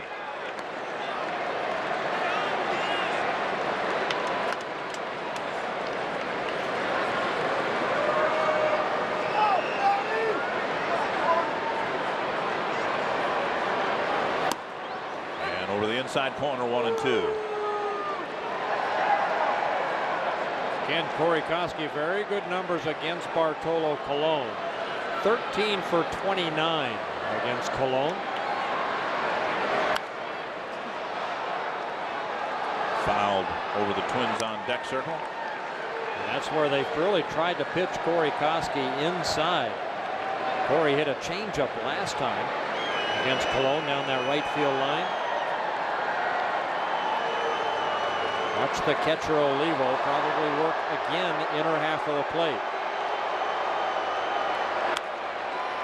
Valentin gets a chest-high hop to Dahlbach, 2 away.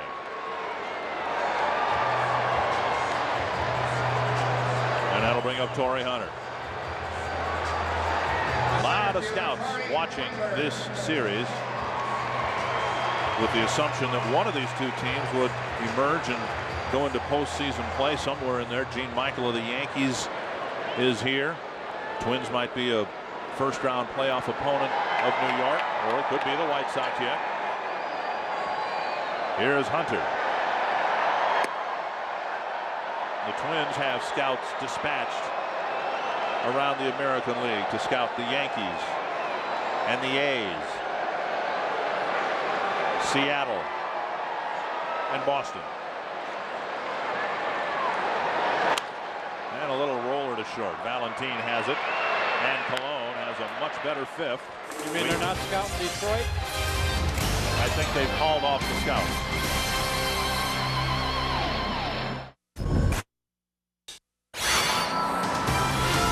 Minnesota Twins baseball on Fox Sports Net is brought to you by Chrysler. See your local Chrysler dealer. And by Menards. Save big money at Menards.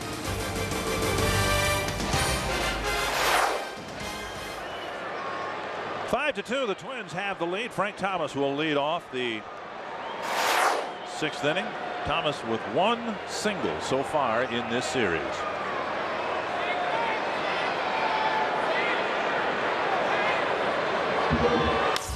That's a high fly to left. Stewart at the fence makes the catch.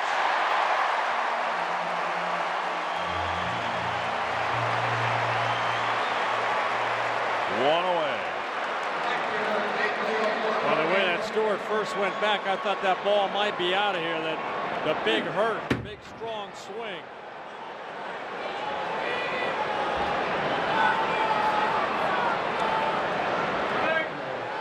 So 1 pitch, 1 out in the 6th. Kyle Lohse with 80 pitches, 54 for strikes. And the big hurt can't believe it. And a strike at the knees to Ordonez.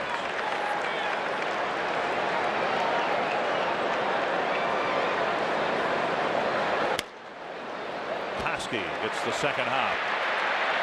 To Minkiewicz, who backs into foul territory, 2 away. Carl Everett coming up before his at bat. Take a look at our carsoup.com email question. It involves tomorrow's starter, Jan Mengelkock from Bemidji. Wondering what we think Eric Milton's role is going to be if the Twins make it to postseason play.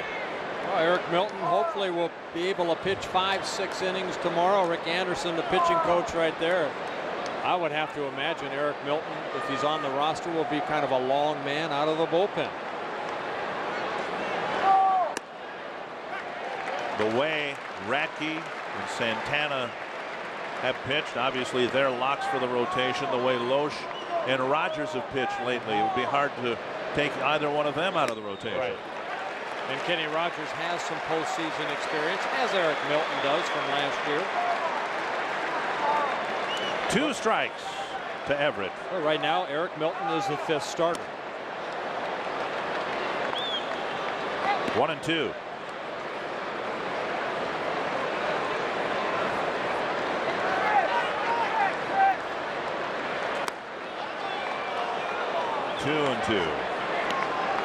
Kyle Lohse making his 14th career start against the Chicago White Sox. He's 5-3 lifetime, but his first 2 wins came against the Chicago White Sox. Picks up his 4th strikeout right there. The Sox go down in the 6th. 1, 2, 3.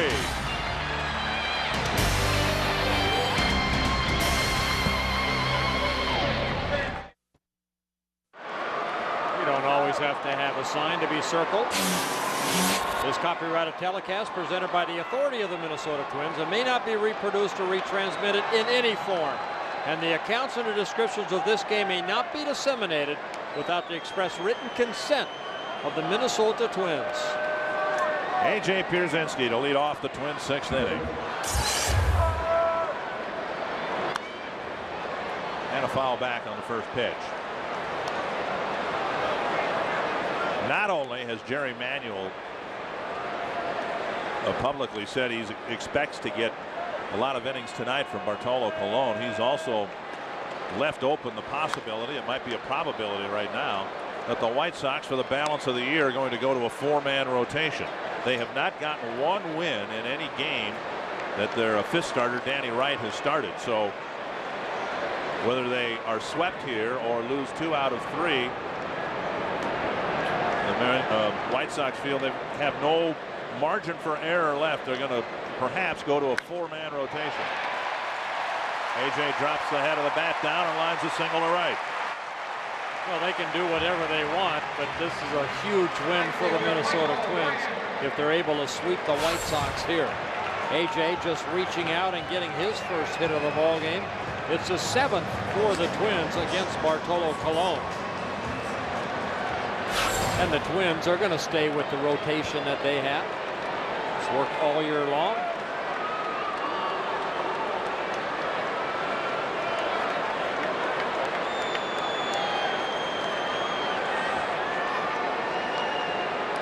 Michael Ryan at the plate.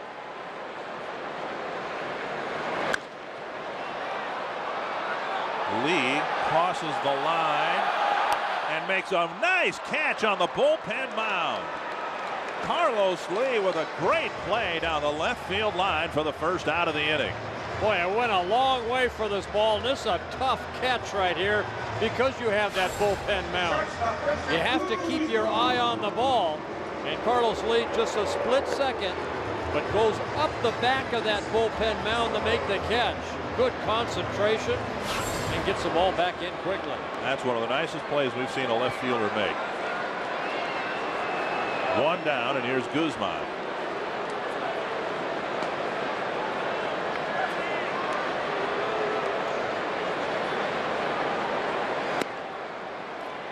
Ball 1.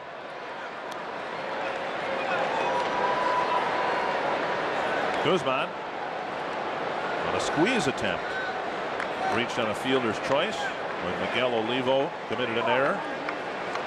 Twins scored their 5th run of the night on the bunt.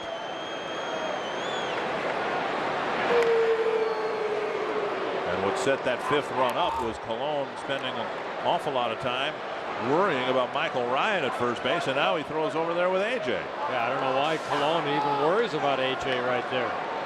And he should not have worried about Michael Ryan.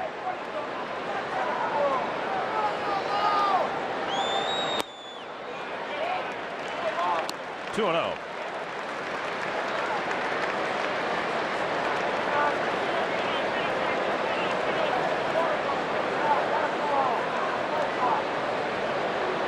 Colon just his 2nd start against the Twins this year. Went the distance last week in Chicago, but Twins got 10 hits and had scoring opportunities for a good part of the night. Swing and a foul, 2-1.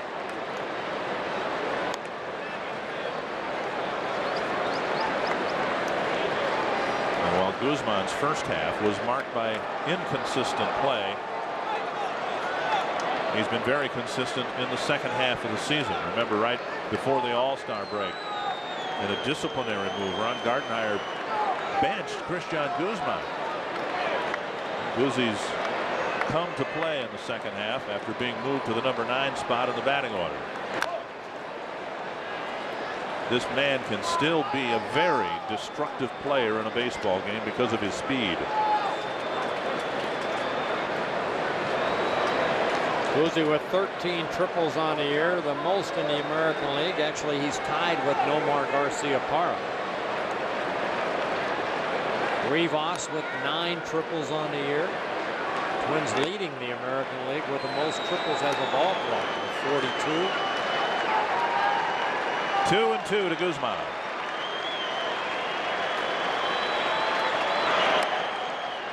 And a full count.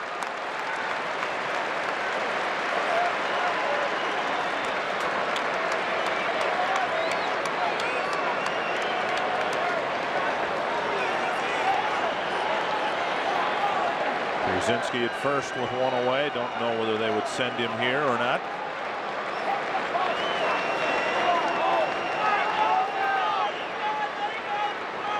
He goes. And the pitch dribbled foul.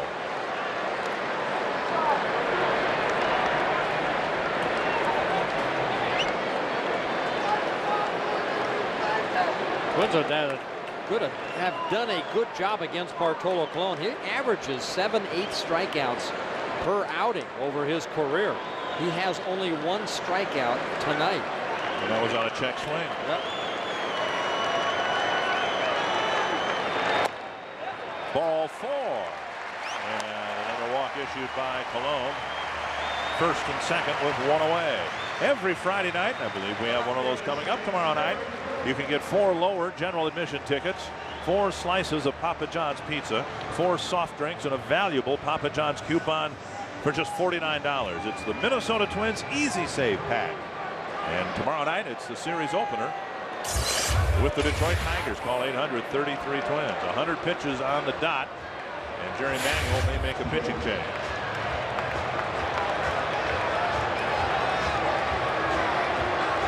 No move made, no gesture made by Manuel.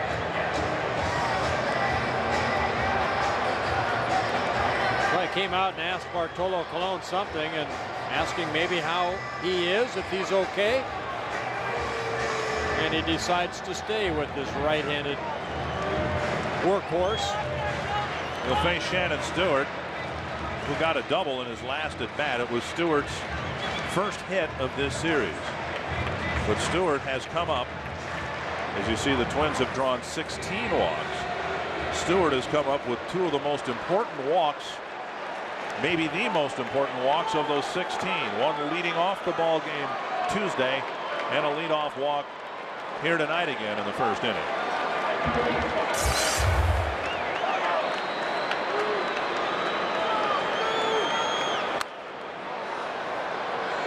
And a foul into the upper deck down the first base side.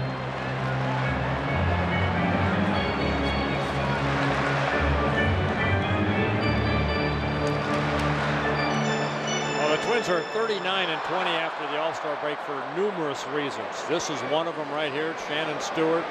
Rivas moved from the number 9 spot to the 2 hole in the batting order. Doug Mankiewicz being moved up into that number 3 spot. I mean, there's so many things. Christian Guzman contributing in that number 9 hole. But it all comes down to starting pitching. The starting staff has done a great job. And the bullpen, one of the best in the American League. Just seem to be on all cylinders. Another breaking ball. This one catches the outside corner. But how many times tonight, I'm sure it's happened, but how many times has a Twins hitter swung at Colon's breaking ball? For the most part, they're taking the pitches, the breaking pitches out of the strike zone and waiting for the fastball. 1 and 2. We'll see what Stewart gets here with 1 out and 2 men on. Breaking ball off the glove of Colon. Step on second, and Valentin can't make the throw, and Pierzynski flops back to third safely. So 2 away. Stewart reaching on a fielder's choice. Good try right there by Valentin. He knew that he wasn't going to get the speedy Stewart on this high chopper over the mound. Bartolo Colon got a piece of this and knocked it down. See Don Cooper, the pitcher coach, on the phone, but it's a breaking ball. Valentin faked to first and then throws behind AJ, and AJ just diving back in. And now Rivas. 0 for 3 tonight.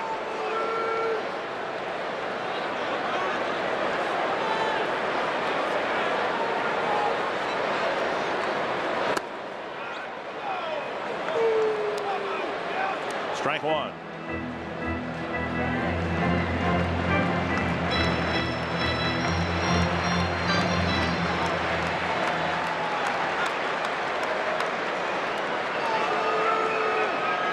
Colon with 116 pitches and going 9 innings in his last start. He'll come close to that with just 6 innings worth of work tonight.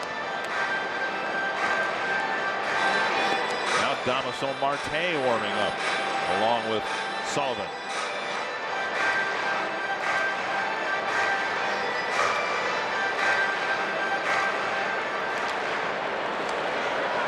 Chicago with 80 wins, 71 losses. They played very well at U.S. Cellular Field. See the average pitches that Cologne throws in a ball game.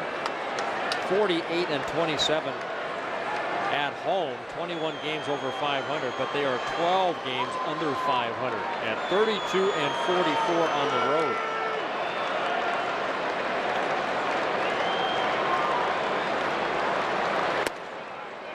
One and two. The plate discipline that the Twins have shown, particularly in the last couple of weeks, has been extraordinary.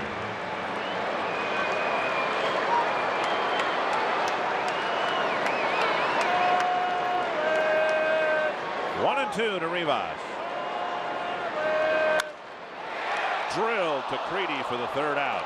Rivas stung the ball hard. The Twins leave two aboard in the sixth.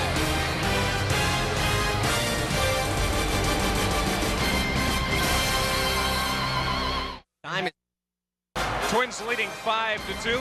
Back at the Metrodome on Playmatic, and Director of Twins ticket sales, Scott O'Connell, is here. And wow, you've been busy the last 3 nights. A great series for you. It's been a great week, a lot of fun, and we have a lot more games left, 5 more to go. I understand some records touched and surpassed. Well, today we had the biggest will call amount we've ever had in the history of the Twins. 7 drawers full of tickets. Normally it's 1 or 2 for an average game. All right, let's have the grand totals. We're very close to last night's totals. We're still totaling them up. Close to 40,000 again tonight. 110,000 for the 3-game series. Scott, congratulations. A lot of fun. Come on out this weekend. Dick and Bert, back to you. Awesome. Thank you, Clay, and congratulations to Scott O'Connell and the rest of the Twins sales force and the entire front office. This has been a marvelous 3 nights to be a part of and to see the intense loyalty of Twins fans. The Twins not only leading the American League Central in the standings, but they're leading the division in attendance. 1-1 to Brian Daubach. Twins out hitting the White Sox 7-6. High school math that I learned in Minnesota tells me there have been 13 hits so far. Very good.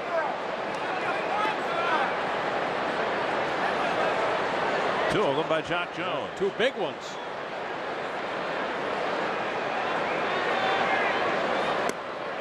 The Yankee game at Baltimore has been suspended tonight. Not because of rain, technically yes, but because of Hurricane Isabel moving up the East Coast. Daubach asking for time. And for teams that have to go to the East Coast this weekend and play, getting there might be pretty tough. Daubach called out on strike, 1 away. Second time tonight that Lohse has gotten Daubach looking. And the 5th strikeout of the ball game for Kyle Lohse.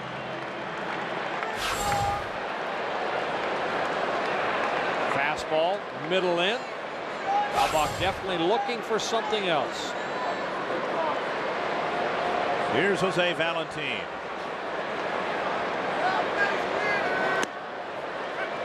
And a fastball for a strike.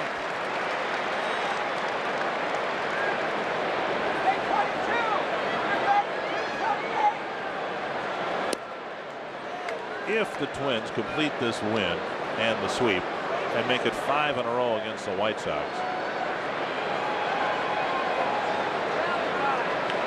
1-1 to Valentin, and now 2-0. Just think about what a whiplash effect Santana's game last Wednesday provided for both teams. That's pulled foul. I mean, here were the Twins, 2 games out after 2 games in Chicago, 2 more to play, knowing that what we thought at the time, the probable Cy Young Award winner, Esteban Loaiza, was going to pitch on Thursday. And here Johan Santana completely changes the complexion of the American League Central race with his gem Wednesday night in Chicago. And Brad Radke finished it off. Absolutely. That series in Chicago with a great performance. But the White Sox, who had all the momentum going in their favor, after the first 2 games in Chicago. Barring a comeback, will have lost the last 5 games to a team they can't afford to lose to. Valentin wallops one into right field. Ryan to the wall quickly. Valentin to second. Ryan's throw not in time, and it's a 1-out double for Jose Valentin. First extra base hit for the White Sox in this ball game. 14th hit of the ball game. Pepsi fan of the game. The third baseman, Joe Creedy. Congratulations to the young lady. To my knowledge, she doesn't get anything for being our Pepsi fan of the game other than give her a Pepsi. Valentin with his 24th double. A 1-out double here in the 7th inning. And now Joe Creedy. Ground ball to second and a strikeout.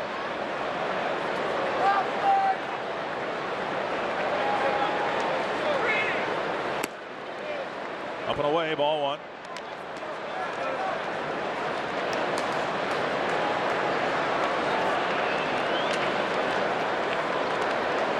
The White Sox trying to get something against Kyle Lohse, who for the 2nd start in a row has given up first inning runs to the White Sox and nothing after that. J.C. Romero and Juan Rincon limbering up in the Twins bullpen.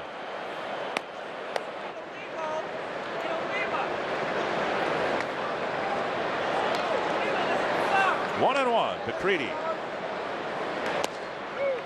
2-1.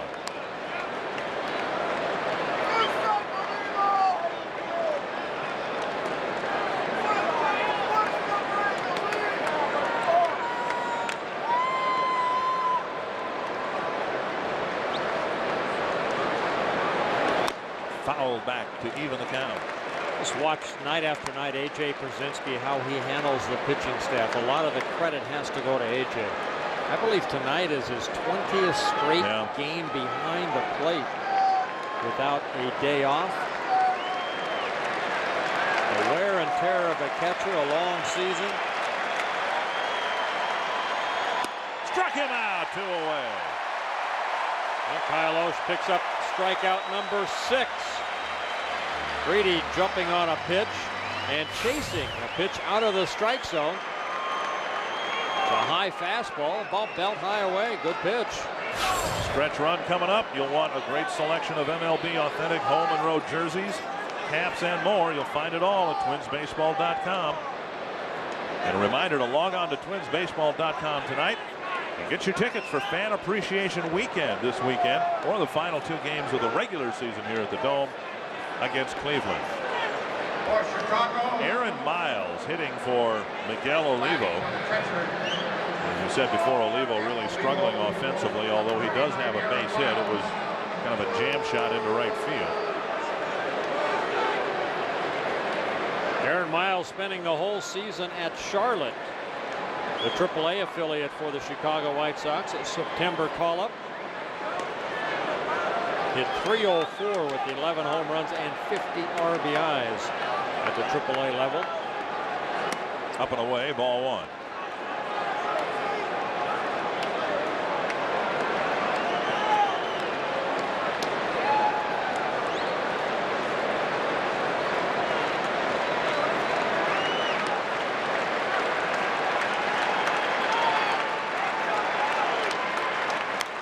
Foul back, 1-1. The Twins playing baseball the way many people expected them to play from opening day. I don't know whether I'd be interested in your opinion.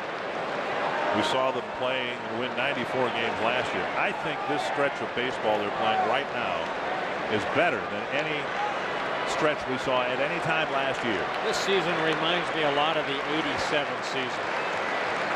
Struggled at times, but found a way to keep winning. Over Stewart's head to left. It's a double for Miles, and the White Sox have gotten a run here. It's 5-3, and they'll bring Alomar to the plate representing the tying run.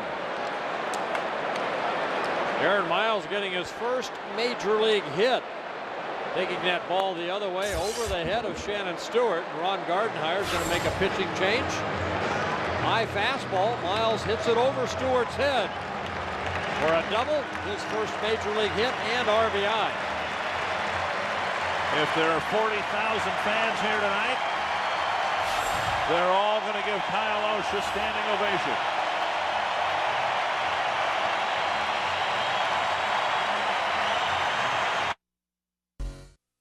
Six and 2/3 innings, 3 1-2-3 innings, and for the 6th start in a row, Kyle Lohse has not given up a home run. Well, good outing for Kyle Lohse. 106 innings pitched. And the Menards pitching change, bringing in J.C. Romero to get the 3rd out of the 7th inning. J.C. worked in last night's ball game, 2/3 of an inning through 11 pitches. 4.76 ERA for J.C., making his 68th appearance on the year. Alomar at the plate, a pair of singles in the ball game. To right field, Michael Ryan there for the catch, and Romero gets the job done on one pitch. The White Sox get 1 run in the 7th.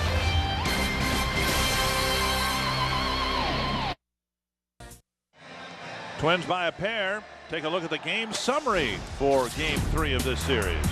Chicago White Sox get on the board early. That base hit by Carl Everett scores a couple runs, and Jacque Jones pays it right back. A 2-run home run in the 1st inning. In the 3rd inning, it was Jacque Jones again against Bartolo Colon, his 2nd 2-run home run of the ball game. That made it 4-0. A throwing error right there, and then Olivo dropping the ball, and Michael Ryan scoring on that squeeze play. And now Doug Mientkiewicz will lead off the bottom of the 7th against Damaso Marte.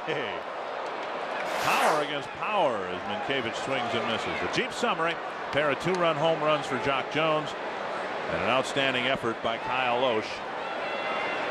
And the Twins hoping to win to reduce the magic number to 7. 3rd game in a row. Radke no walks, Rogers no walks, Kyle Lohse no walks in their work.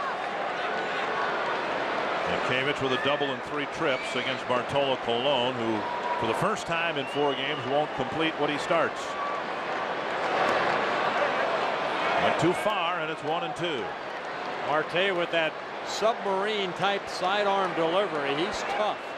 4-2 on the year, a 1.58 ERA, making his 67th appearance. Got the last 4 outs in last night's game, and he strikes out Mientkiewicz to start the 7th.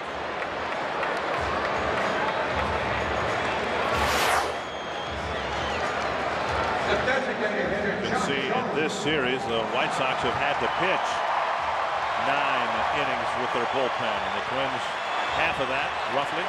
Yeah, both bullpens have done a very good job starting here coming into tonight's play. Jacque Jones, with Sandy Alomar doing the catching, stands in. And a half swing. And you just don't see many good swings against this guy. Mientkiewicz gave it a good rip on the first pitch in his at bat.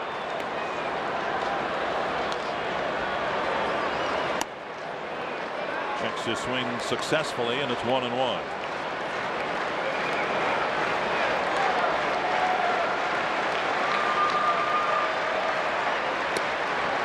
2-1. Left-handers are hitting just 171 against Marte.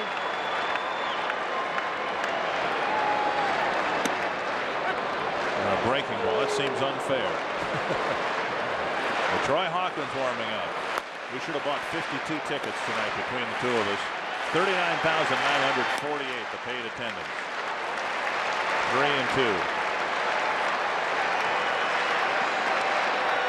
So rounding numbers out, 33,000 in the first game, 40,000 last night, and 40,000 tonight. And a breaking ball left up a little bit, and Jones is aboard with a walk.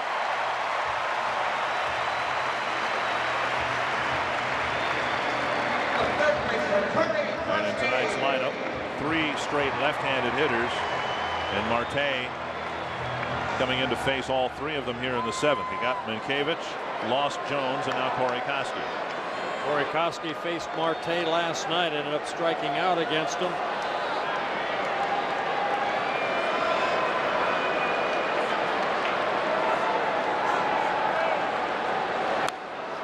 One strike.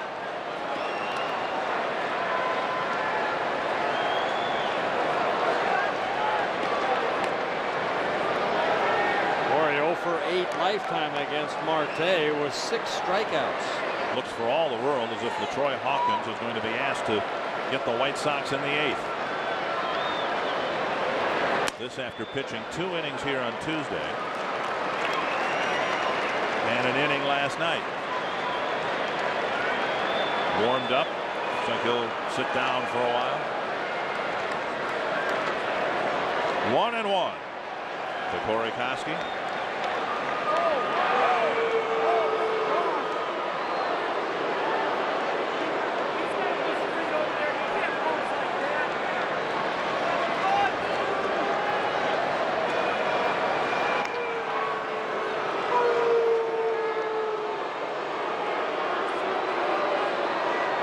Jones on the season, 10 steals and 15 tries.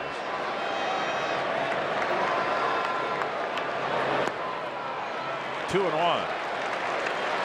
The last time Jacque re-injured his groin, he did so running from first to second. Told me before the game it's starting to feel a little bit better, but it's those quick turns that he has to make.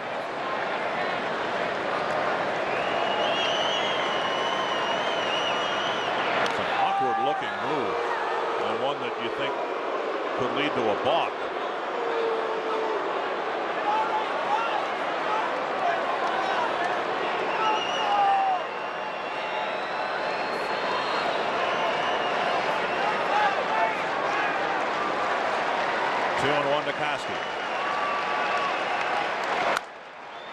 Dumped behind third, and Lee gives it an effort. It comes up short. Please understand, we're not taking anything for granted.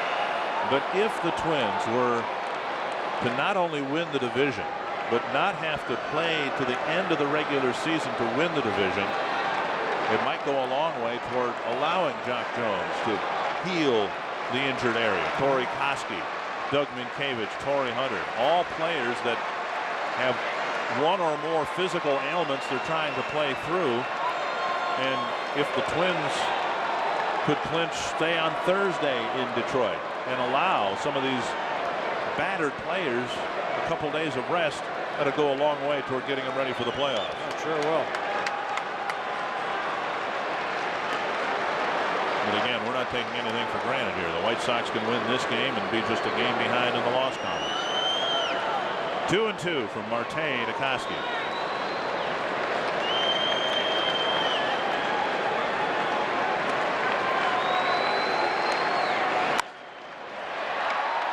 With more authority to left, but Lee is there for the catch and the second out.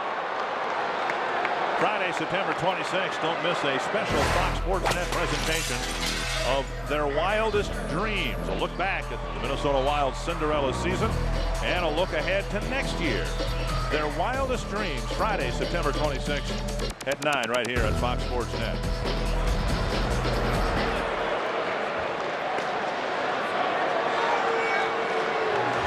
And Don Cooper with yet another trip to the mound. I'll bet in this series so far, Don Cooper's been to the mound a dozen times and Rick Anderson 2.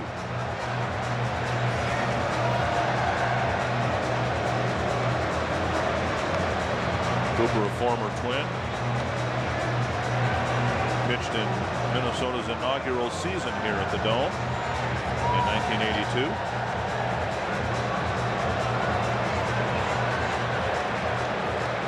Look at that.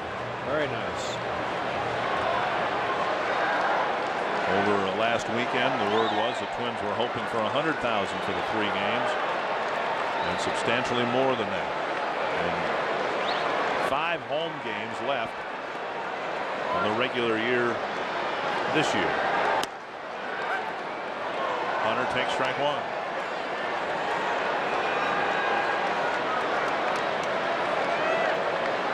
Torrey faced Marte in last night's ball game, grounded out to short.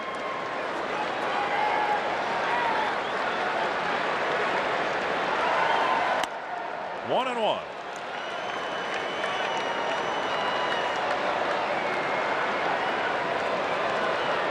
Twins scored in 3 of the first 4 innings, but now haven't scored since.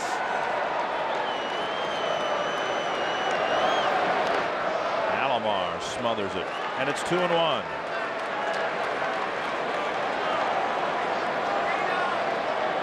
Marte in kind of the same situation Johan Santana's been in. He's young, he's very talented, he's left-handed, and he wants to start.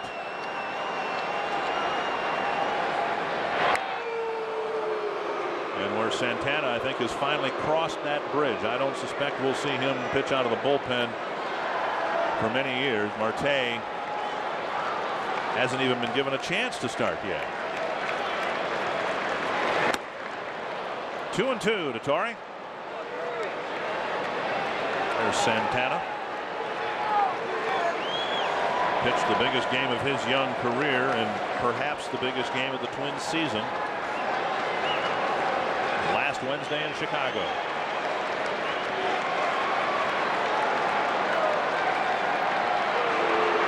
And if Marte is going to be a starter, he's going to have to work on that move.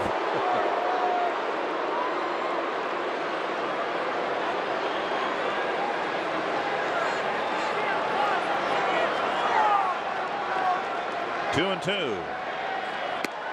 Just off the corner. So now with 2 out, Jones will be running.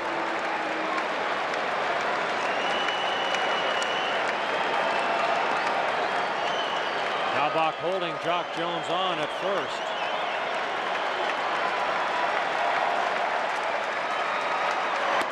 Struck him out. So Marte gives up a walk, pitches a scoreless 7. And here comes LaTroy Hawkins. 5-3 going to the 8th inning. LaTroy Hawkins pitched 2 innings here on Tuesday. Ron Gardenhire said before the game yesterday he didn't want to use LaTroy last night unless he had to, but he considered last night's game to be a had to. And LaTroy used for the 3rd straight night. Now a lot of it depended on LaTroy, what he's told. Ron Gardenhire said he wanted to pitch. First pitch lifted down the left field line. 3 Twins converge. Guzman calls everyone off and makes the play. Could almost hear Guzzi from up here. Guzzi really letting Corey Koski know he wanted this ball. Ended up in foul territory, but good concentration and letting his teammates know that he wanted that pop-up. Guzzi going over, and right there, yelling loud enough to where Corey Koski just backs away. 1 down, and here's Frank Thomas for perhaps the last time against the Twins this year.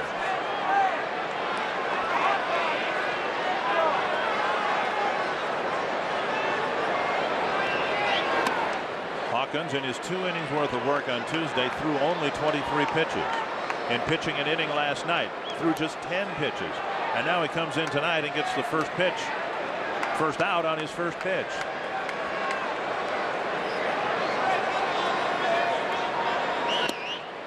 A little bit low, and it's 2-0. Red Sox need a base runner and a blast. Every appearance for LaTroy, a career high in appearances, making his 72nd appearance. 65 appearances last year. Might be playable for Pierzynski. He looked away for Minkiewicz and then made the catch. I don't know if he lost it, whether he heard Minkiewicz calling for it. AJ's had some problems on foul pops in recent games, but he ended up making the play. Well, it looks like he sees it the whole way right here and then picking up Minkiewicz. He does make the catch, and Doug wasn't sure if AJ saw it or not. So 2 foul ball outs here in the 8th inning off for LaTroy. Here's Maglio Ordonez.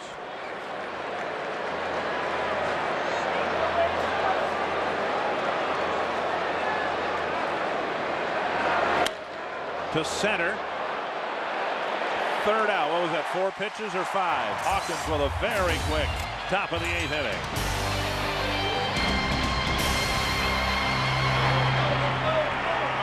Time is running. Minnesota Twins baseball on Fox Sports Net is brought to you by Pepsi, the joy of Pepsi. And by Dodge. You can take life as it comes, or you can grab life by the horns. Dodge. Well, A.J. Pierzynski's just been hit by the first pitch thrown by Damaso Marte. Wouldn't be a Twins-White Sox series without A.J. getting hit by a pitch. A.J. getting hit for the 15th time. Sticking that arm out there and taking first base. And Pierzynski's aboard. Marte waiting for a Twins hitter. Michael Ryan due up, but Twins are going to send a right-handed hitter up. Tom Gordon loosening up in the White Sox bullpen. It'll be Lou Ford hitting for Ryan. And Ryan a single in the ball game and a run scored. So even though he didn't hit a home run tonight, he's had an impact in the game. And we've seen that in just about every game he's played.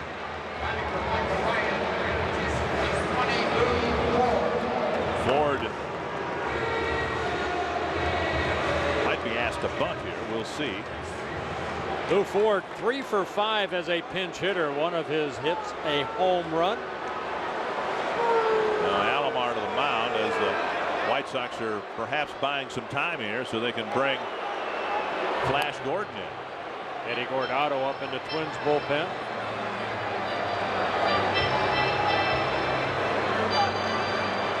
Jeff Kellogg to the mound. Gordon just started to warm up a little while ago. And now here comes Jerry Manuel. And Lou Ford probably won't get a chance to bat after all.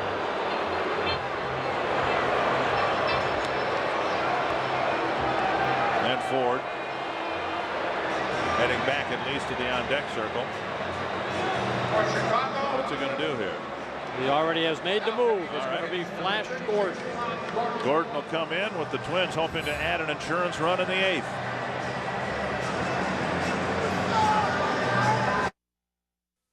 Twins up by a pair. Lou Ford will hit against Tom Gordon, or will he be asked to bunt? Tom Gordon coming in for the 63rd time. Creedy creeping in. And Ford takes ball 1.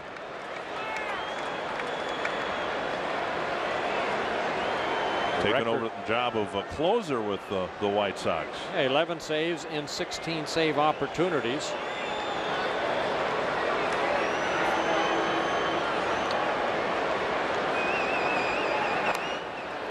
To the net, 1-1. Gordon missed the last couple of games against the Boston Red Sox. Had an uncle that passed away down in Florida and spent some time down that way, joining the club here at the Metrodome. White Sox won those 2 games against the Red Sox.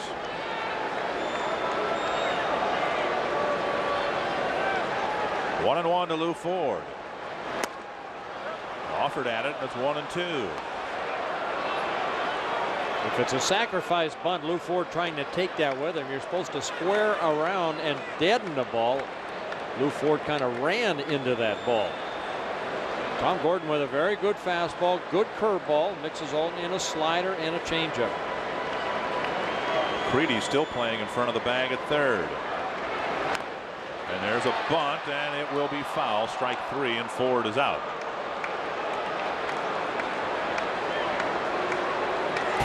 Sunday, it's Kids Appreciation Day, presented by Freshetta. The first 5,000 fans, 14 and under, will get a great Twins caricature poster courtesy of Freshetta. Also, kids have a chance to win great prizes all game long. If you'd like tickets to Kids Appreciation Day, go to twinsbaseball.com or call 800-33-TWIN. Christian Guzman at the plate.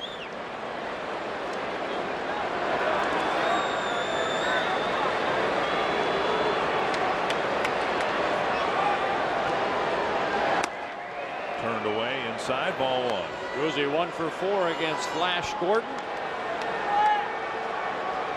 Tom Gordon, he's been a closer, he's been a starter, he's been a great setup man. First came up with the Kansas City Royals. 1-0 to Guzman. And a breaking ball that might have lost some of its sharpness, but it's still an above average pitch. 1-1. First came up with the Royals back in 1988 as a spot starter, then started for the Royals in 1994, his best season. 12-12 in 95. Brzezinski off with the pitch, and it's bounced foul. You look at how the season has evolved for the White Sox, and not intentionally, but they've had the type of bullpen season that the Red Sox envision.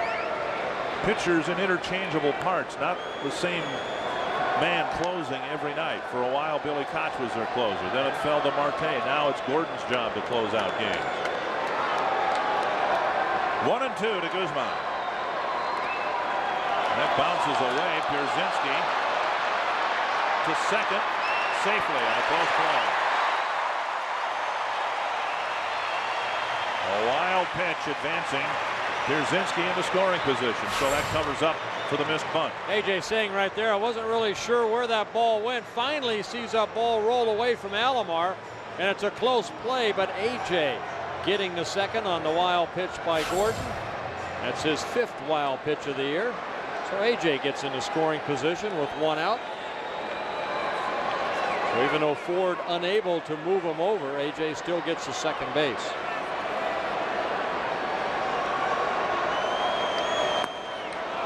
Guzman strikes out for out number 2. Need 3 outs in an inning. Tom Gordon thinking that was the 3rd out, gets his 2nd straight strikeout.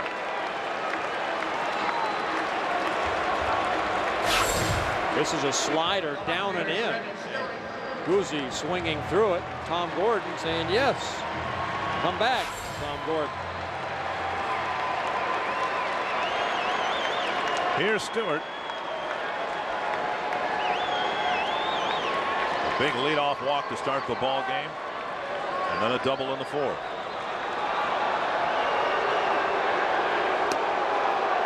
Ball 1.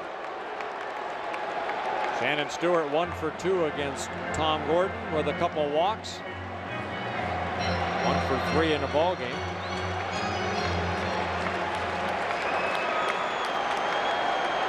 Now a ball or some debris, a broom, being deposited on the field and left.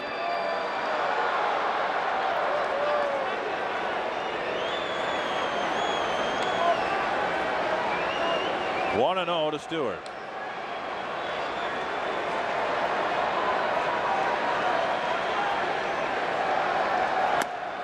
There's the outside corner, 1-1.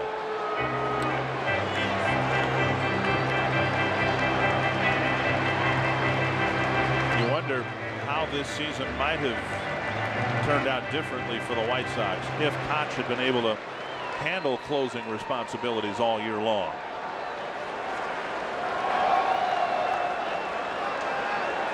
One and 1. Just think what it would have done to the Twins bullpen this year if Guardado had not been able to get the job done, and the Twins would have had to use J.C. Romero to close for a while, and then LaCroix Hawkins to close for a while.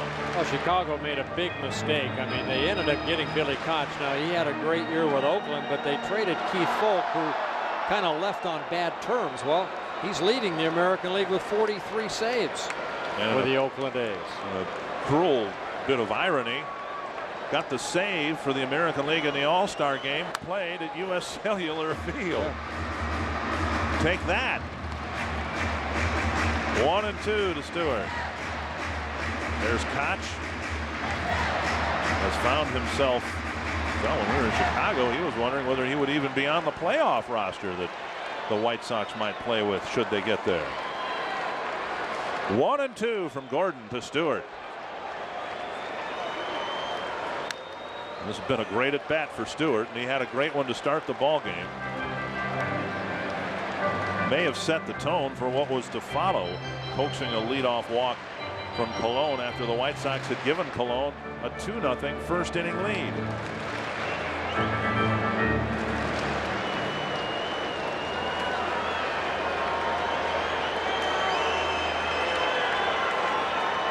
Another 1-2 pitch to Stewart.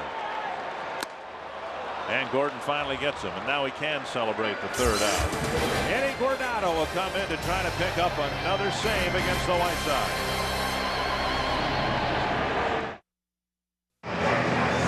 A Twins win puts the White Sox 3.5 games back. The Twins have just 9 games left on the schedule after tonight. And the saves have come with great rapidity lately for Eddie Guardado. He got one last night. He'll go for number 38 tonight. Well, he had 10 pitches thrown in last night's ball game, getting save number 37 on the year. Eddie making his 62nd appearance. Picked up his 4th save last night against the Chicago White Sox. And listen to this crowd, and Guardado hasn't thrown a pitch yet. Carl Everett takes strike 1.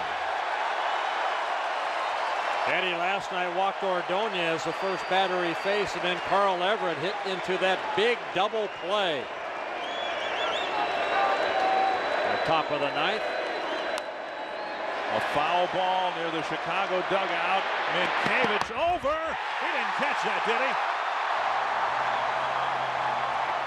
Unbelievable! He caught it! On the run, reaching into foul territory, out of the field of play. This is an all-out Minkevich sprint to try to catch this ball. He runs into that wall that's about 3 foot high and falls over, trying to hold on to the railing there, but Minkevich, great concentration, makes the great catch. Wow. 1 away. Paul Konerko will hit for Brian Daubach.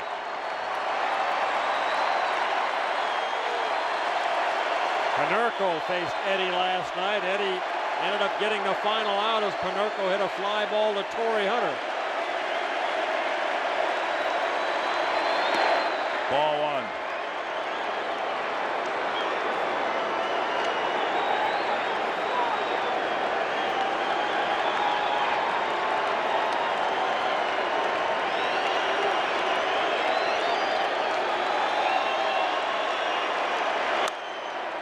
To right center field, Dustin Moore's out there. 2 away. Over 113,000 fans have attended these 3 games, and so many of you, I know, wish you could have been here. This has been a magical 3-game series. So as best we can, for those of you at home, we'll try to bring you to the Metrodome.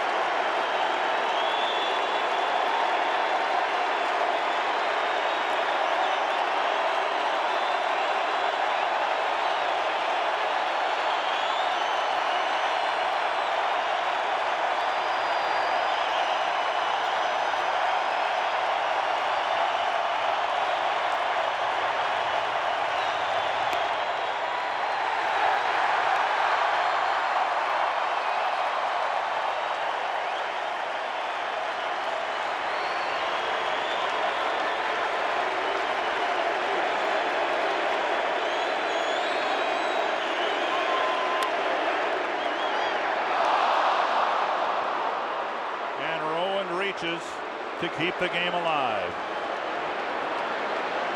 Guzzi going back and trying to backhand that ball, and the ball scooting underneath his glove. Rowan hit this ball sharply on this turf. Guzzi. Ball getting through.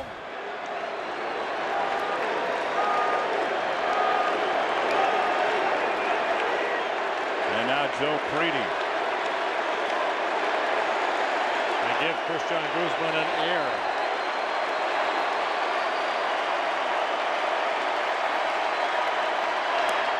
Outside ball 1.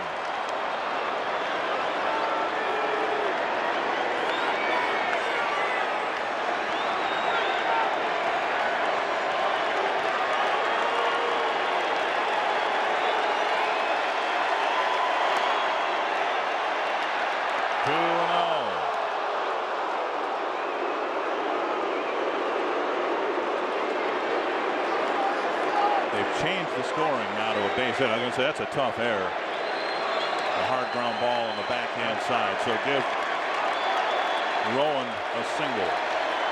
2-0.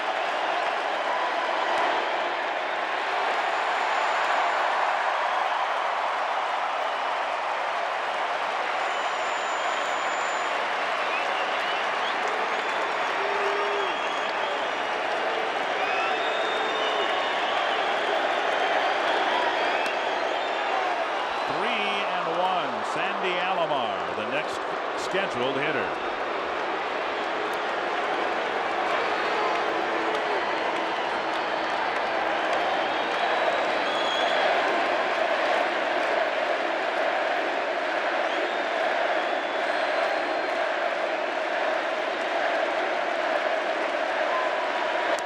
You walked him. And Alomar comes to the plate. He represents the go-ahead run.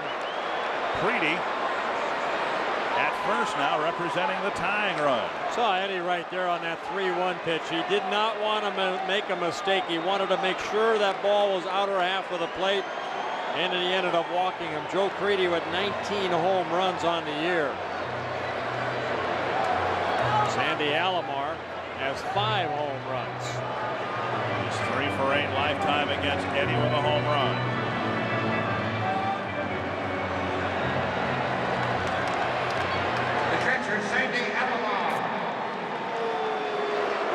Alomar's first plate appearance tonight. Miguel Olivo had gone 1 for 2. The pinch hitter Miles got an RBI double in the 7th.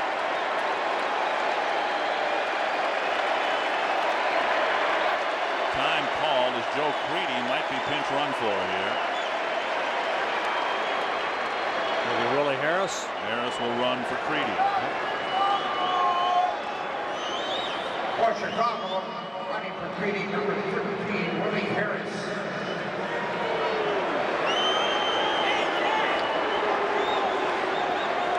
And Harris entering the ball game. Speedster, who obviously would give the White Sox a better chance to tie the game up with a double.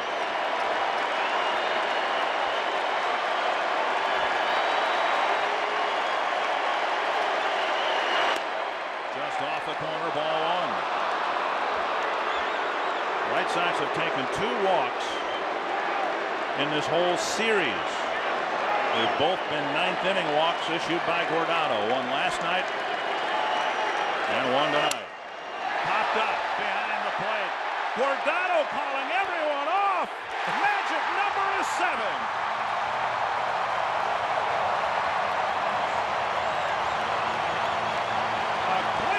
Sweep of the Sox.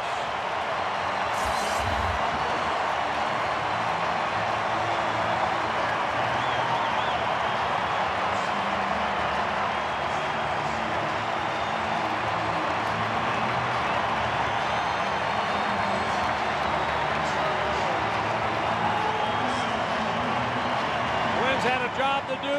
They did it.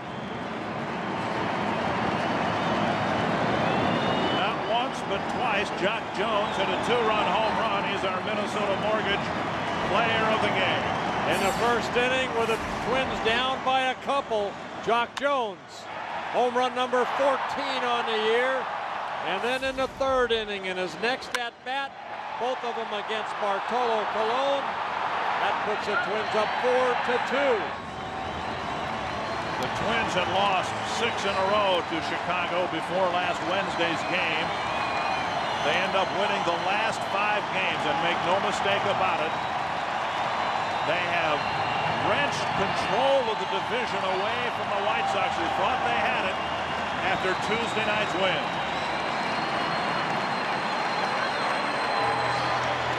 Let's go back to in the 5th inning, our Chrysler play of the game, with runners at the corners and 1 out, with a 3-2 pitch.